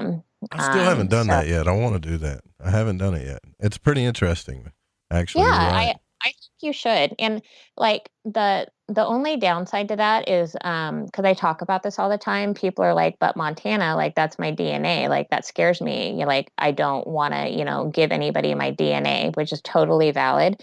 But at the same time, we live in such a controlled society right now that like they already have your DNA. So you might as well take advantage of it and like figure out what your bloodlines are, right? So I definitely want to do that, because it's, you may have a relative or somebody you don't even know about. I've seen that happen. I talked to a lady on the plane that realized she had a half sister, and she was in her 60s, and realized that she had a sister. And I'm like, well, how did you realize that? She was, genealogy. She found me, and they were adopted. So yeah, it's pretty interesting. So, I mean, to me, it's obvious then when people talk about our ancestors and the energy of our ancestors that there's something to it. I mean, look at Absolutely. you, right? Yeah, absolutely. And so yeah, I'm like hard-headedly proud to be a two-time direct descendant of the Salem Witchcraft Trials. And it's funny because what paperwork that my dad has uncovered regarding my grandmother Susannah, both died in 1692 during the Salem Witchcraft Trials, that I am a lot like them. We have documentation that talks about Grandma Susannah's demeanor and her personality. And my mom is like, oh my God, Montana, that's you. That Grandma Susannah was like hard-headed, and that she was opinionated, and she was strong, and she was intelligent, and like talked back to men when, you weren't supposed to do that back then. And my mom's like, okay, I can definitely understand this trait, like, of women on that side of the family. She's like, that's you, Montana. And that just makes me feel so proud. I'm like, yes, like honoring Grandma Susannah by being defiant 300 years later. Yeah. Well, you got to be that's what witches have been known for since the beginning of time, as being rebels, right? Or, Absolutely. the ones that are causing all the problems. Exactly. But it's really not that cool to me because look, even and I'm not going to judge somebody else's country or their culture or whatever, but if you're stoning and killing women still because they, I don't know, rub some plants together, to do some type of alternate medicine, and you're stoning them and killing you, we've still got problems here. We're not as evolved as we think we are, by any absolutely. means. Yeah. And actually, I love that you just brought that up, because where we are looking at what's happening in the world right now and who we've got as our American president and the war on women that he has started, it is 1692 Salem Witchcraft Trials all over again. So people need to think about that. Yeah, and we're about to be in I think, another big war. I hope not. Everybody's saying that we could be in World War III or something like that because of what's going on now over there. I hope not. Yeah. But I know. There is no denying. I mean, really, people that get into astrology and really study it and look at it. I'm not talking about the horoscopes in the newspaper. I'm talking about just deep astrology. There is no denying these energies. And if they come around and big transitions happen, and on a planetary level too. And I've found that, and I don't know about you, but I mean, 20 years ago, if you're an occultist, you were an oddball, a serious oddball. But now there's so many TV shows about it, so many, and I'm not talking about your show per se. Yours is kind of like paranormal related, but even like Netflix, there's a whole market around this thing now. There's more people looking into the occult, and I feel like it's because when people actually look into this stuff, they start to see more truth in their life that makes sense than ever before. That's why I think it's happening. Love it. Absolutely. And I think that people are feeling that multiversal, universal pull, that there is a major shift happening in the cosmos, and people are literally starting to get more woke.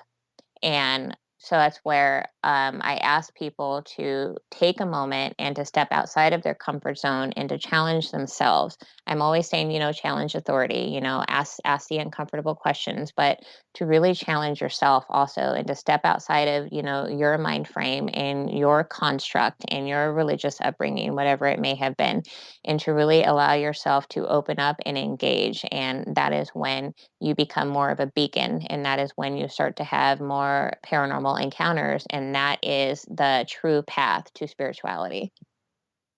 So to finalize this whole thing, kind of wrap it up, basically your message is here to say, hey, what you think is evil and scary and all this other stuff is actually probably not what you think. And you need to face these things at some level in your life if you're going to do some real spiritual work anyways. If how you hear everybody talk about the great work, well, the great work isn't love, light, sunshine, and rainbows all the time.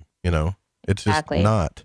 It's facing your crap, and I got a guy that comes on here is more of a Eastern type, mellow guy, Tobias Lars, but he put out a YouTube video that was called Face Your Effing Shadow. And he talked about that. He said, he just went off on it, one day on YouTube and was like, look, it's not all love and light. And he goes, if you keep invoking light, you're putting pressure on your junk, and it causes all this demons and negative stuff to boil up. And you hear all these people like, I don't know why I keep having so many problems in my life.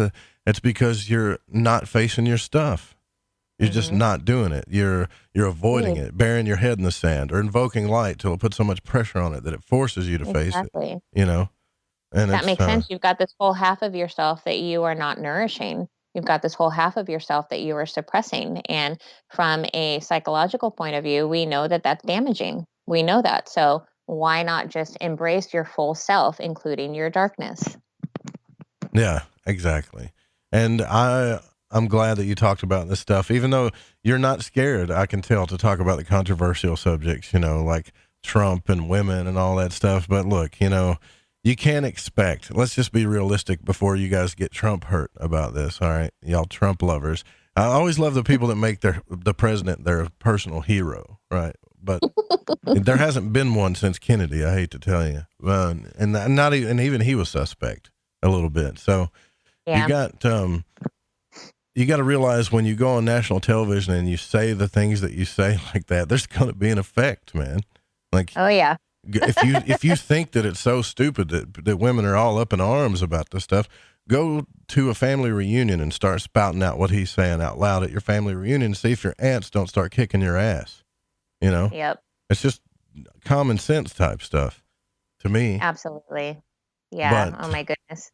I don't know why I went on that rant, but I mean, politics really just gets to me, I know. Well, it's so hard to ignore that right now. Like I'm not a fan of politics, but as an adult, that wants to be a contributing, interdimensional being in my metaphysical reality, like I can't avoid it. As much as I hate politics, I realize how applicable it is. And as a woman, again, with everything that's happening right now in the war on women, yeah, I am going to speak up, and I'm going to teach my daughters to speak up, and I'm going to, help support my women friends so that they speak up, so we are, definitely aware, and we are gaining power, and we will continue to fight back just like we did in 1692. There you have it, man. Well, I'm scared. You got me intimidated. I'm being real nice. I hope you think I'm a nice guy. I think you're a nice guy because, Niche, like if she says you're cool, then you're cool by me. Yeah, and I've officially been initiated into the world of Portland too. So if anybody that's too conservative probably needs to visit, just stay there for a couple of weeks. Just do that. Yeah.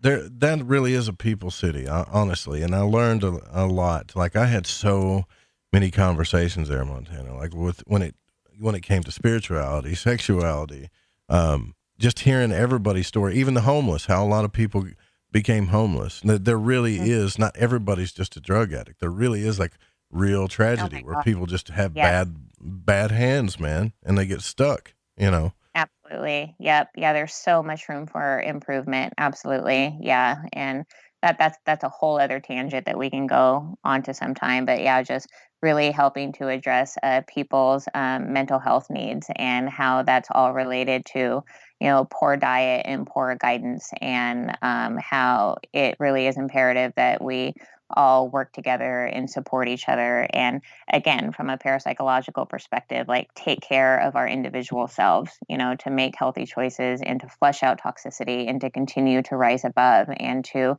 really contribute to the betterment of the larger working collective consciousness so that we are better prepared for what the future holds. Fantastic. Can you tell everybody how they can watch the TV show?